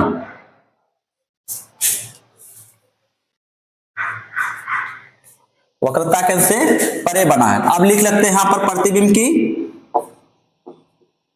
प्राकृतिक, प्रतिबिंब की प्राकृतिक क्या हो जाएगा, सबसे पहला क्या पढ़ना है, वस्तु से बहुत बड़ा, वस्तु से बहुत बड़ा, कहां बनना है, वक्रता केंद्र से परे, वक्रता केंद्र से परे, और कहां पर बनना, वास्तविक होगा, इधर बनना है तो वास्तविक होगा, वास्तविक है, वास्तविक क्या होगा, उल्टा होगा, उल्टा होगा। यहां तक में कोई दिक्कत। अब वस्तु को कहां रखेंगे, वक्रता केंद्र के बीच में रख ही दिए हैं, अब हो गया कहां पर, मुख्य फोकस पर। अब वस्तु को कहां रखेंगे, मुख्य फोकस पर। तो यहां तक में कोई दिक्कत, चलिए आगे देखते हैं। और ये सब साला देखते रहिए, ठीक है। आगे जिस पे दर्पण सूत्र बताएंगे, ये बहुत ज्यादा उस पे काम करेगा, ठीक है। और ये डायरेक्ट पूछता भी है, ऑब्जेक्टिव में भी और सब्जेक्टिव में भी, ठीक है। चलिए देखते हैं आगे, सी, ठीक है। वस्तु को कहां रख रहे हैं, यहां रख रहे हैं, वस्तु को यहां रख रहे हैं, ठीक है। वस्तु को यहां रखेंगे, तो यहां रखेंगे तो क्या हो जाएगा, वस्तु को यहां रखने के बाद देखिए प्रकाश की किरणें क्या हो गया, यहां से गुजरेगी, ठीक है। ये बताए हैं क्या, अगर वक्रता केंद्र से प्रकाश की किरणें जाती है, दर्पण से परावर्तन के बाद फिर इसी दिशा में लौट आती है। यहां तक में तो कोई दिक्कत। कुछ प्रकाश की किरण कहां होगा, यहां से गुजरेगी, जो अवतल दर्पण के मुख्य अक्ष के समांतर रहता है, परावर्तन के बाद क्या होता है, मुख्य फोकस से होकर गुजरेगी। ये देखिए जितना दूरी यहाँ है, उतनी दूरी यहाँ है, उतनी दूरी यहाँ है, तो मतलब ये कहाँ है, कहीं नहीं मिल रहा है, ठीक है। ये कहीं नहीं मिल रहा, मतलब ये जाके कहीं होगा कि अनंत पे जाकर मिलेगा, ये कहीं पर जाके क्या होगा, अनंत पर जाके प्रतिबिंब बनेगा, ठीक है। कहीं तो कट नहीं रहा, अनंत पे जाके कट सकता है, ठीक है। तो यहाँ पर लिख सकते हैं इसका क्या, यहां से लिखिए प्रतिबिंब की प्राकृतिक,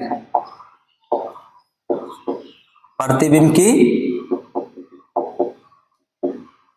प्राकृतिक, ठीक है। प्रतिबिंब की प्राकृतिक में क्या लिखिएगा, पहला वास्तविक, वास्तविक है तो क्या होगा, उल्टा भी होगा। तीसरा कहां पर बन रहा है, अनंत पर कहीं जाके बनेगा, ये अनंत पे जाकर कहीं बनेगा, अनंत पर, तो अनंत पर, जब अनंत पर बनेगा तो क्या हो गया, वस्तु से बहुत बड़ा बनेगा, कहीं तो जाके कटेगा, कितना बड़ा बनेगा, वस्तु से अत्यधिक बड़ा, वस्तु से बहुत बड़ा, बहुत बड़ा, ठीक है। यहां तक में कोई दिक्कत। चलिए अब देखते हैं, अब वस्तु को कहां रख सकते हैं, अब वस्तु को कहां रखेंगे, मुख्य फोकस पे रखेंगे, मुख्य फोकस तथा ध्रुव के बीच रखेंगे। अब वस्तु को कहां रखेंगे, मुख्य फोकस तथा ध्रुव के बीच रखेंगे, ठीक है। चलिए देखते हैं, और ये सी है, वस्तु को यहां रखने, ठीक है। यहां जब रखेंगे तो क्या होगा, प्रकाश, ठीक है, यहां से सबसे पहले क्या हो जाएगा, यहां से टकराएगा, जब यो यहां से टकराएगा तो ये क्या होता है, जब अवतल दर्पण के प्रधान अक्ष के समांतर होता है तो वो कहां से निकलती है, मुख्य फोकस से जाके निकलती है, तो मुख्य फोकस से जाके निकलेगी, ठीक है। कुछ प्रकाश की किरणें कहां से हो जाएगी, यहां से जाएगी, ठीक है। ये यहां से जाएगी तो कहां से निकलेगा, ये वक्रता केंद्र से होके निकलेगा।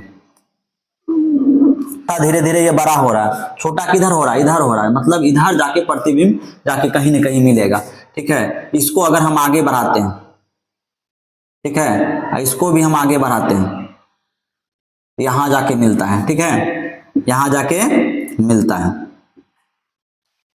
ठीक, यहां जाके मिलता है। तो ये दर्पण का किधर बन रहा है, दर्पण के पीछे बन रहा है, तो दर्पण के पीछे बनेगा ए बी, यहां देखिए ये दर्पण के पीछे बन रहा है, तो वस्तु कितना बड़ा है, इतना बड़ा, प्रतिबिंब कितना, डायरेक्ट 3 गुना हो गया है, ठीक है। तो यहां पर क्या हो जाएगा, यहां पर हो जाएगा आपको ए डैश और बी डैश, ठीक है। अब ये किधर बन रहा है, ये दर्पण के पीछे बन रहा है, कैसा बन रहा है, आभासी बन रहा है, आभासी बनेगा तो क्या होगा, सीधा बनेगा, ये यहां भी ए डैश यहां, ठीक है। तो आप लिख लीजिए इसको, प्रतिबिंब की प्राकृतिक, प्रतिबिंब की प्राकृतिक, ठीक है। प्रतिबिंब के प्राकृतिक में क्या लिखेंगे, सबसे पहला तो ये लिखते हैं वास्तविक है कि काल्पनिक है, ये वास्तविक नहीं काल्पनिक है, डॉटिंग लाइन से मिला है तो आभासी लिखिए, आभासी, आभासी, आभासी है तो क्या होगा, सीधा होगा, ठीक है। कहां बन रहा है, दर्पण से पीछे, दर्पण से पीछे, दर्पण से पीछे, दर्पण से पीछे। चौथा क्या लिखते थे, आभासी हो गया, सीधा हो गया, दर्पण से पीछे हो गया, वस्तु से क्या हो रहा, अत्यधिक बड़ा, वस्तु से अत्यधिक बड़ा, वस्तु से अत्यधिक बड़ा, मतलब आवर्धित बनेगा। अगर सबसे बड़ा कहीं पर बनेगा तो वस्तु को कहां रखना है, मुख्य फोकस तथा ध्रुव के बीच रखेंगे तो सबसे बड़ा प्रतिबिंब बनेगा, और सीधा प्रतिबिंब बनेगा दर्पण के पीछे बनेगा, ठीक है। यही कारण है कि हजामती के रूप में अवतल दर्पण का ही उपयोग करते हैं, और दर्पण को कहां फिक्स करते हैं, दर्पण को इस तरह से फिक्स करते हैं जो फेस जो हो वो कहां हो, मुख्य फोकस तथा ध्रुव के बीच हो फेस, और जिसके कारण क्या होगा, उसका आभासी तथा सीधा प्रतिबिंब बड़ा बनेगा, जिसके कारण छोटा छोटा भी बाल बड़ा दिखाई पड़ता है, जिससे बाल काटने में आसानी होता है, ठीक है। चलिए आगे आप लिखते हैं, एक चार्ट बना लेते हैं सभी का, ठीक है। इसके बाद समझेंगे क्या है, कारण है कि ये सब्जेक्टिव पूछेगा, ऑब्जेक्टिव के लिए एक चार्ट बना लेते हैं, एक जगह याद रहेगा, ठीक है। वैसे हमको लगता है कैसे अगर ध्यान से देखे होंगे तो याद हो गया होगा कहां पर क्या रखेंगे तो क्या बनेगा, ठीक है। चलिए देखते हैं, मान लीजिए यहां पर क्या है, अवतल दर्पण है, ठीक है, यहां से रखिए, यहां पर क्या है, P है, यहां पर F है, यहां पर C है। सबसे पहले वस्तु को कहां रख रहे हैं, यहां पर रख रहे हैं, अनंत पर 1 नंबर रखिए। अनंत के बाद फिर क्या है, वक्रता केंद्र तथा क्या कहते हैं, अनंत के बीच रख रहे हैं, मतलब वक्रता केंद्र से परे रख रहे हैं 2 नंबर। फिर कहां रख रहे हैं, वक्रता केंद्र पर रख रहे हैं 3 नंबर, ठीक है। वक्रता केंद्र के बाद कहां रख रहे हैं, मुख्य फोकस के बीच रख रहे हैं, मुख्य फोकस तथा वक्रता 4 नंबर, ठीक है। इसके बाद क्या हो जाएगा, 5 नंबर कहां पर, तो मुख्य फोकस पर 5 नंबर, ठीक है, मुख्य फोकस पे। छठा कहां रख रहे हैं, ध्रुव तथा मुख्य फोकस के बीच, ये छठा है, ठीक है, 6 नंबर, 6 नंबर का कहां बनेगा, यहां पर बनेगा, ठीक है, 6 नंबर यहां पर बनेगा, 6 का 6। अब यहां से देखिए सब कुछ उल्टा है, ठीक है। यहां देखिए 1 नंबर यहां है, 1 नंबर यहां दीजिए, ये कहां बनेगा, जो नंबर 1 नंबर पे वस्तु को रखेंगे, कहां पर, वस्तु को कहां पर रख रहे हैं, वस्तु को अगर हम रख रहे हैं क्या कहते हैं, से क्या कहते हैं, अनंत पर, तो हमको कहां बनना है, मुख्य फोकस पे बनना है। फिर अनंत के बाद 2 नंबर कहां है, वक्रता केंद्र से परे है, ठीक है। अगला देखिए कहां है, वक्रता केंद्र से परे है, तो बन जाएगा हमको कहां पर इमेज, ये बनेगा वक्रता केंद्र तथा मुख्य फोकस के बीच बनेगा 2 नंबर, ठीक है। अगर हम यहाँ पर सी पे रखते हैं, वक्रता केंद्र पे ही रखते हैं, तो हमको कहां बनेगा, वक्रता केंद्र पे ही बनेगा 3 नंबर, ठीक है। चौथा देखिए, चौथा कहां पर रख रहे हैं, यहां पर रख रहे हैं। अगला फिर जगह कहां है, यहां है, ठीक है, यहां पर बनेगा, कहां पर बनेगा, सी से परे बनेगा, चौथा नंबर, ठीक है। 5वां नंबर कहां है, मुख्य फोकस पे, और 5वां नंबर का यहां पर कहां पर रहेगा, यहां पर बनेगा, ये क्या का है, अनंत का है, ये हो जाएगा 5वां नंबर। अगर आपको ये याद है तो ये चीज पूरा याद होगा, और फिगर भी इसी से बन जाएगा, सेम यही ठो रूल है, ठीक है। ये ट्रिक है याद करने का, यहां तक में कोई दिक्कत। चलिए दर्पण का प्रतिबिंब की प्राकृतिक, ठीक है, उत्तल दर्पण। अब आएंगे उत्तल दर्पण, ठीक है। उत्तल दर्पण में पहला इसमें भी क्या लिखेंगे, जब वस्तु को अनंत पर, जब वस्तु को जब वस्तु को अनंत पर रखते हैं, ठीक है, जब वस्तु को कहां रखते हैं, अनंत पर रखते हैं, तो वस्तु को अनंत पर रखिए। हाँ, यह तो अवतल बना दी, उत्तल ना बनाना है,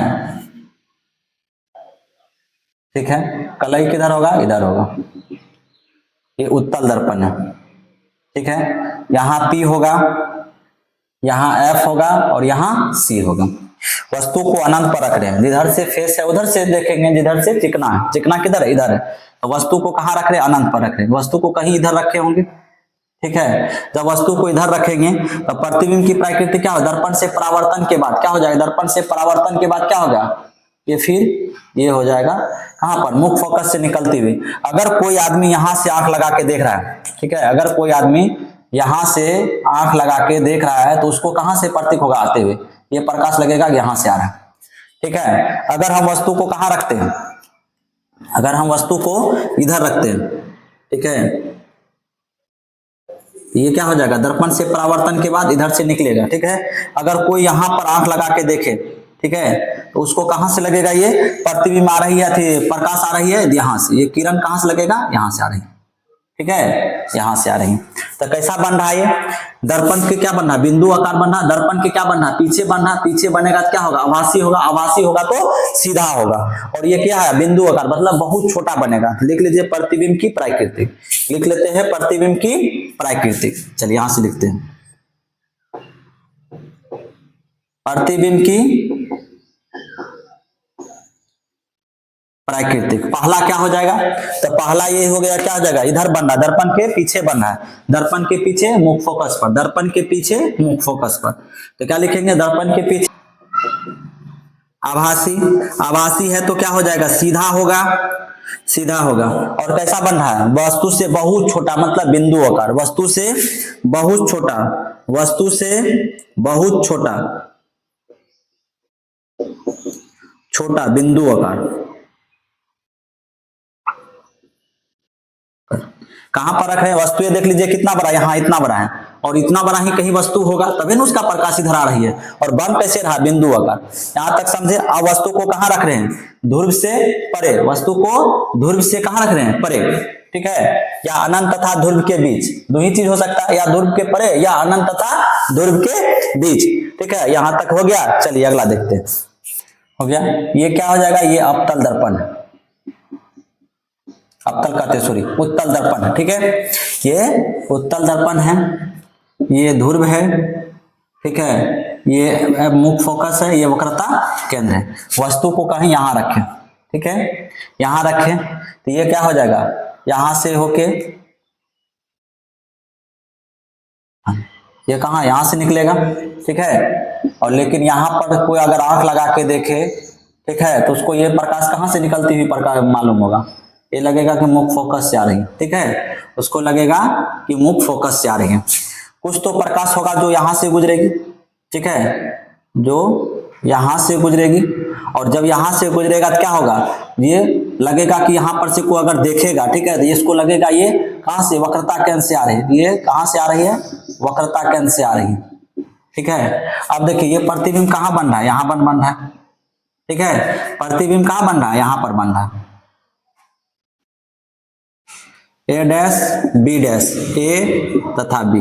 वस्तु से क्या बन रहा है, छोटा बन रहा है, ध्रुव तथा मुख फोकस के बीच बन रहा है, ठीक है, ध्रुव तथा मुख फोकस के बीच बन रहा है, कहां पर बन रहा है, ध्रुव तथा मुख फोकस के बीच बन रहा है, और वस्तु से छोटा बन रहा है, आभासी बन रहा है और सीधा बन रहा है, यही हो रहा है। चलिए लिख लेते हैं प्रतिबिंब की प्राकृतिक, प्रतिबिंब की प्राकृतिक,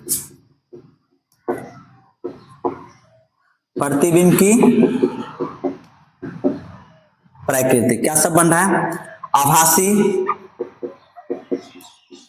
आभासी है तो क्या होगा, सीधा, ठीक है। तीसरा क्या बन रहा है, वस्तु से छोटा, वस्तु से छोटा, और चौथा क्या बन रहा है, कहां पर, ध्रुव तथा मुख फोकस के बीच, दर्पण के ध्रुव तथा, दर्पण के ध्रुव तथा मुख फोकस के बीच हो गया।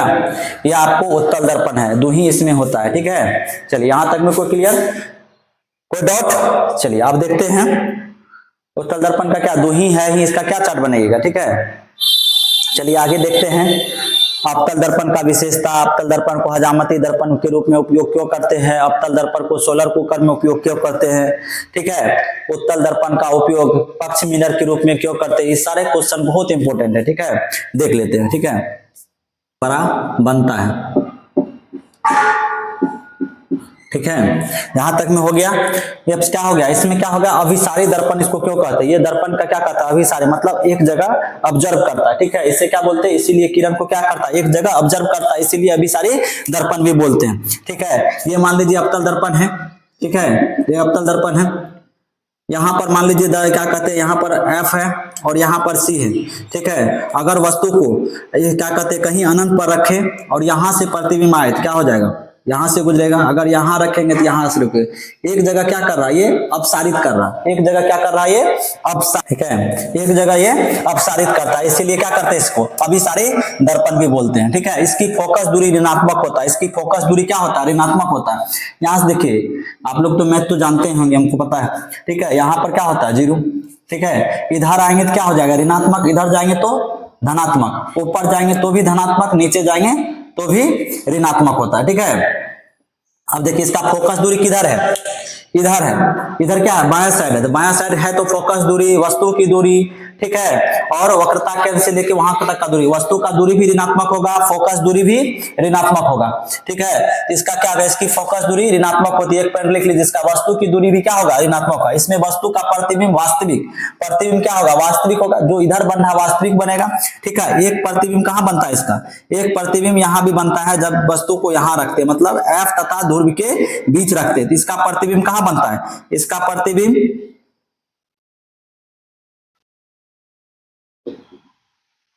ठीक है इधर बन रहा है, तो इधर बनने का क्या हो जाएगा, दर्पण के पीछे बन रहा है, ये पीछे बनेगा तो क्या होगा, आभासी होता है, ठीक है। इसलिए इधर बनता है तो क्या होता है, इधर होता है तो वास्तविक होता, आभासी बनेगा तो सीधा होगा, ठीक है। इसमें वस्तु का प्रतिबिंब क्या होगा, वास्तविक तथा काल्पनिक दोनों होता है।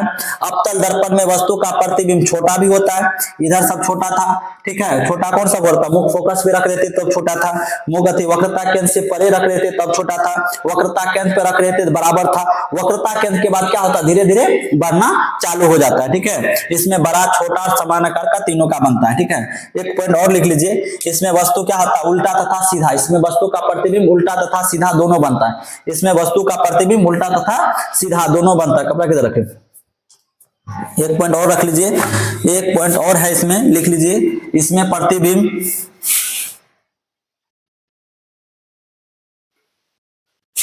ठीक है, लिख लीजिए, इसमें प्रतिबिंब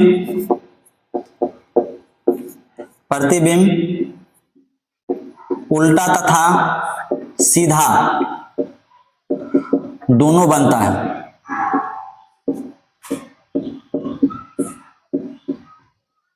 ठीक है। इसमें उल्टा तथा सीधा दोनों बनता है। अब आते हैं उत्तल दर्पण की विशेषता, ठीक है। ये अवतल दर्पण का था, अब आते हैं उत्तल दर्पण की विशेषता, यहां तक हो गया। चलिए आगे देखते हैं।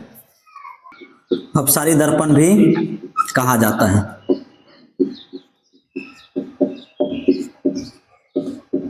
ठीक है। देखिए ये क्या बनाता है, एनी टाइम आभासी बनाएगा, आभासी बनाएगा तो सीधा बनाएगा, ठीक है। ये वस्तु का क्या कहते हैं, प्रतिबिंब क्या होता है, वस्तु से छोटा बनाता है, ठीक है। इसमें क्या, यह हमेशा वस्तु का प्रतिबिंब सीधा बनाता है। इसमें किरणें को क्या करता है, ये अपसारित करता है, अपसारित मतलब क्या होता है, अपने से दूर भगाता, मतलब एक बिंदु से निकलती हुई प्रतीक होती है, इसीलिए क्या बोलते हैं इसको, अपसारित करता है, इसलिए इसे अपसारी दर्पण भी कहते हैं, ठीक है। आप लोगों की क्वेश्चन ये आता है, ठीक है, क्वेश्चन देखिए, ठीक है, क्या आप लोग बनाइए तो क्या होगा, इसका आंसर बताइए, ठीक है। किस दर्पण का प्रतिबिंब आभासी तथा वास्तविक दोनों बनता है। ठीक है, पहला ऑप्शन में लिखिए समतल, दूसरा लिखिए अवतल, तीसरा लिखिए उत्तल, ठीक है, चौथा लिखिए अवतल तथा उत्तल दोनों। ठीक है, बताइए तो क्या होगा।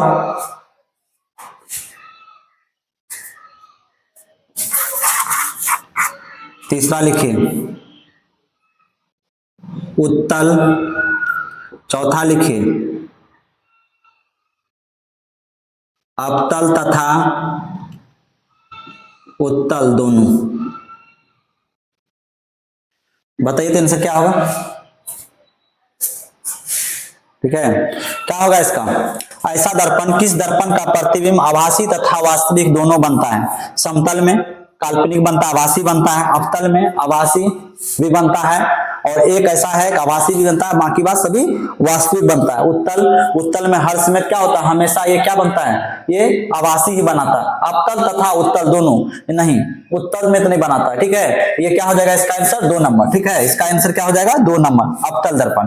ठीक है, इसका आंसर क्या हो जाएगा 2 नंबर अवतल दर्पण। ठीक है, अगर इसी में क्वेश्चन आया जाए वैसा दर्पण जिसमें प्रतिबिंब का आकार क्या हो, बड़ा छोटा, ठीक है, और समान आकार का बनता है, तो क्या बनेगा, इसमें भी आंसर अवतल दर्पण होगा। ठीक है, पानी का बुलबुला किस दर्पण के अनुसार काम करता है।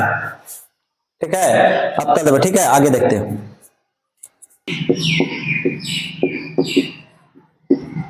क्या जाता है।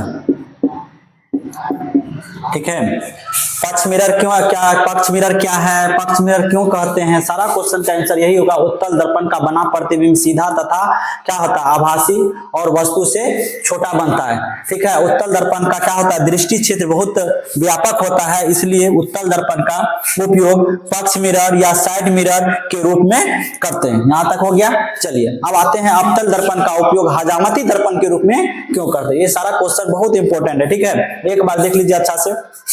ठीक है, चलिए आगे देखते हैं आगे क्या होगा। चलिए आगे देखते हैं, अवतल दर्पण का उपयोग साइड मिरर के रूप में करते हैं। अवतल दर्पण का उपयोग हजामती दर्पण के रूप में क्यों करते हैं। ठीक है, चलिए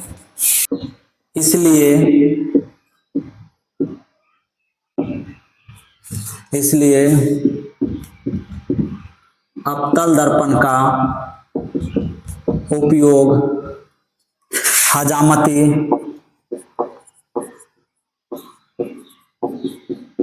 दर्पण के रूप में करते हैं।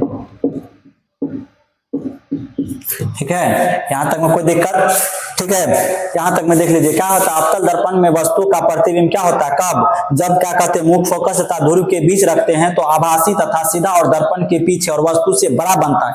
इसलिए अवतल दर्पण में चेहरा को क्या रखते हैं, मुख्य फोकस तथा ध्रुव के बीच रखते हैं, जिसके कारण दर्पण क्या कहते हैं, चेहरे का जो बाल होता है उसका प्रतिबिंब, ठीक है, आभासी सीधा एवं वस्तु से क्या कहते हैं, दाढ़ी से बड़ा, मतलब जितना बड़ा दाढ़ी पर दिखाई, बाल दिखाई पड़ रहा, उससे क्या होता है, बड़ा दिखाई पड़ता है, जिसके कारण क्या करता है, अवतल दर्पण का वरीयता देते हैं हजामती दर्पण के रूप में। ठीक है, ये तो बताएं। ठीक है, ये तो पीछे बता चुके हैं। यहां पर अगर है तो वस्तु का क्या होगा, वस्तु को यहां रखते हैं, जो कहां पर है, मुख्य फोकस तथा ध्रुव के बीच है, तो यहां पर रखेंगे तो प्रतिबिंब की आकृति कहां से बनेगा, प्रतिबिंब की आकृति ठीक है, प्रतिबिंब की आकृति इधर बनेगा। ठीक है, यहां से क्या हो जाएगा, आभासी। ठीक है, आभासी बनेगा एवं सीधा बनेगा। ठीक है, एवं सीधा बनेगा और वस्तु से क्या हो रहा, बहुत बड़ा। यहां देखिए कितना बड़ा छोटा वस्तु है, यहां देख लीजिए कितना छोटा, और यहां पर वस्तु का प्रतिबिंब कितना बड़ा है, बहुत बड़ा बन गया। ठीक है, आभासी रूप से बहुत बड़ा बनता है। इसी कारण से क्या करते हैं, अवतल दर्पण का उपयोग हजामती दर्पण के रूप में करते हैं। ठीक है, अगला क्वेश्चन देखते हैं, अवतल दर्पण का उपयोग सोलर कुकर में क्यों करते हैं। ठीक है, चलिए देखते हैं। जाता है। ठीक है, अब हो गया। आप लोग को बता चुके हैं क्या है, सोलर कुकर में बड़े बड़े क्या होता है, अवतल दर्पण लगे होते हैं, जिसके कारण उसमें क्या होता है कि अवतल दर्पण में मुख्य अक्ष के समांतर आ रही प्रकाश की किरण दर्पण से परावर्तित होकर क्या होता है, एक बिंदु पर आकर मिलती हुई प्रतीक होती या मिलती है, इसीलिए अवतल दर्पण का उपयोग सोलर कुकर में किया जाता है। इसमें लिखाई दिए बताए थे, ये मान लीजिए अवतल दर्पण है, ठीक है, मुख्य अक्ष के समांतर आ रही प्रकाश की किरणें, ठीक है, मुख्य अक्ष के समांतर आ रही प्रकाश की किरणें दर्पण से परावर्तन के बाद क्या होता है, मुख्य फोकस से होके गुजरती है। अगर इधर है दर्पण यहाँ, ठीक है, यहां से भी क्या हो जाएगा, इधर से गुजरेगी, ठीक है, यहां से कितना हो जाता है, एक मुख्य फोकस पे आके गुजरती है, ठीक है, यहां से क्या होता है, एक बिंदु पर अपसारित होती, अभिसारित होती, इसलिए अवतल दर्पण का उपयोग सोलर कुकर में किया जाता है। यहां तक में कोई दिक्कत? चलिए आगे देखते हैं, अवतल दर्पण तथा उत्तल दर्पण में अंतर। ठीक है, ये भी क्वेश्चन बहुत अच्छा है, हर बार लगभग पूछा है। ठीक है, आप क्वेश्चन बैंक उल्टा के देखिएगा, लगभग ये सब क्वेश्चन आपको मिलेगा पूछा हुआ, जो भी क्वेश्चन लिखा रहे हैं, वेरी इंपॉर्टेंट क्वेश्चन है। ठीक है, देखिए आगे होता है, ठीक है, इसका प्रतिबिंब ऋणात्मक होता है, इसका प्रतिबिंब धनात्मक होता है, लिख लीजिए, इसका धनात्मक तथा ऋणात्मक छोड़ दीजिए, दोनों होता है, इसमें 5 तो पूर्ण ही गया। ठीक है, चलिए आप देखते हैं इसमें क्या होता है, इसका अवतल दर्पण में क्या होता है, इसका अवतल दर्पण का देख लीजिए, अवतल दर्पण में क्या है, इसका परावर्तक पृष्ठ क्या होता है, परावर्तक पृष्ठ क्या होता है, परावर्तक पृष्ठ वर्गीकृत होता है, परावर्तक पृष्ठ ये क्या है, अंदर की ओर धंसा हुआ है, अंदर की ओर क्या है, धंसा हुआ है। ठीक है, इसमें क्या होता है, उत्तल दर्पण में इसका परावर्तक पृष्ठ क्या होता है, बाहर की ओर उभरा हुआ होता है। ठीक है, ये क्या करता है, ये दर्पण में क्या करता है, चेंज कर ले। अब देखिए ये किरणें को अपसारित करता है, ये अपसारित करता है, ये क्या बताए थे, अपसारित करता है, एक बिंदु पर आती हुई प्रतीक होती है। ठीक है, और ये क्या करता है, एक बिंदु पर क्या करता है, एक बिंदु से ये फैलाती हुई प्रतीक होता है। ठीक है, ये क्या होता है, फैलाती हुई प्रतीक होता है। ठीक है, यहाँ पर F है, ये यहाँ से निकलती हुई, एक बिंदु से क्या होता है, फैलाती हुई प्रतीक होता है। ये क्या करता है, ये अपसारित करता है, ये अभिसारित करता है। इसका बना प्रतिबिंब क्या होगा, वास्तविक भी होगा और काल्पनिक भी होगा। ठीक है, इसका प्रतिबिंब हमेशा क्या बनता है, आभासी बनता है। ठीक है, इसका उपयोग क्या करते हैं, हेडलाइट या हेडलाइट के रूप में करते हैं। इसका उपयोग क्या करते हैं, पक्ष मिरर के रूप में करते हैं। एक बात ध्यान रखिएगा, गाड़ी में जो एक शीशा लगी हुई रहती है जो पीछे देखने के लिए, ठीक है, साइड मिरर के रूप में उत्तल करते हैं, लेकिन पीछे जो लगा हुआ रहता है, ठीक है, जिसमें फिल्म सब भी देखते हैं, वो समतल दर्पण का होता है। ठीक है, चलिए अब देखते हैं, यहीं तक रहने दे। अब देख लीजिए एक बार दर्पण सूत्र। ठीक है, दर्पण सूत्र क्या है, संबंध को दर्पण सूत्र कहते हैं। ठीक है, दर्पण सूत्र क्या हो जाएगा, 1/f बराबर 1/v प्लस 1/u। ठीक है, दर्पण सूत्र क्या हो जाएगा, 1/v, जहां क्या हो जाएगा, जहां f क्या है, प्रतिबिंब,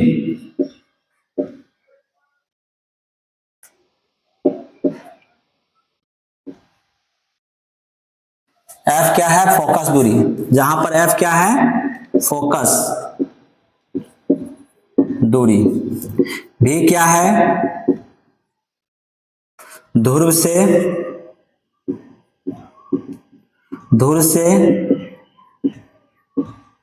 प्रतिबिंब की दूरी, u क्या है, ध्रुव से वस्तु या बिंब की दूरी। ठीक है, बिंब की दूरी, यहां तक हो गया। ठीक है, यहां पर क्या बताए थे, यहाँ ये अवतल दर्पण है या उत्तल दर्पण हो, जो भी हो, एक दर्पण है, यहाँ पर P, यहाँ पर F और यहाँ पर C। ठीक है, ये तीनों के बीच के संबंध को, ये तीनों के बीच के संबंध को, यहाँ पर मान लीजिए वस्तु रख रहे हैं, इसका संबंध यहाँ पर देख लीजिए। ठीक है, ये P है, ये यहाँ पर F है, यहाँ पर C है, इसके बीच की दूरी को क्या बोलते हैं, छोटी f से छोटी, जिसको फोकस दूरी बोलते हैं। ठीक है, और यहाँ से ध्रुव से प्रतिबिंब की दूरी और ध्रुव से किसका हो गया, वस्तु की दूरी, ये तीनों के बीच के संबंध को ही क्या बोलते हैं, दर्पण सूत्र बोलते हैं। यहां तक में कोई दिक्कत? चलिए हाँ, तो ये यहाँ तक समझे, यहाँ तक में कोई दिक्कत? ठीक है, यहाँ तक में ये चैप्टर पूरा खत्म हुआ। ठीक है, इसमें कुछ बचा है दर्पण सूत्र को प्रूव करने, ठीक ना, आवर्धन को प्रूव करने, ठीक है, उत्तल दर्पण का दर्पण सूत्र को प्रूव करने, सारा चीज करेंगे आगे वीडियो में। ठीक है, चलिए तब तक के लिए धन्यवाद, जय हिंद।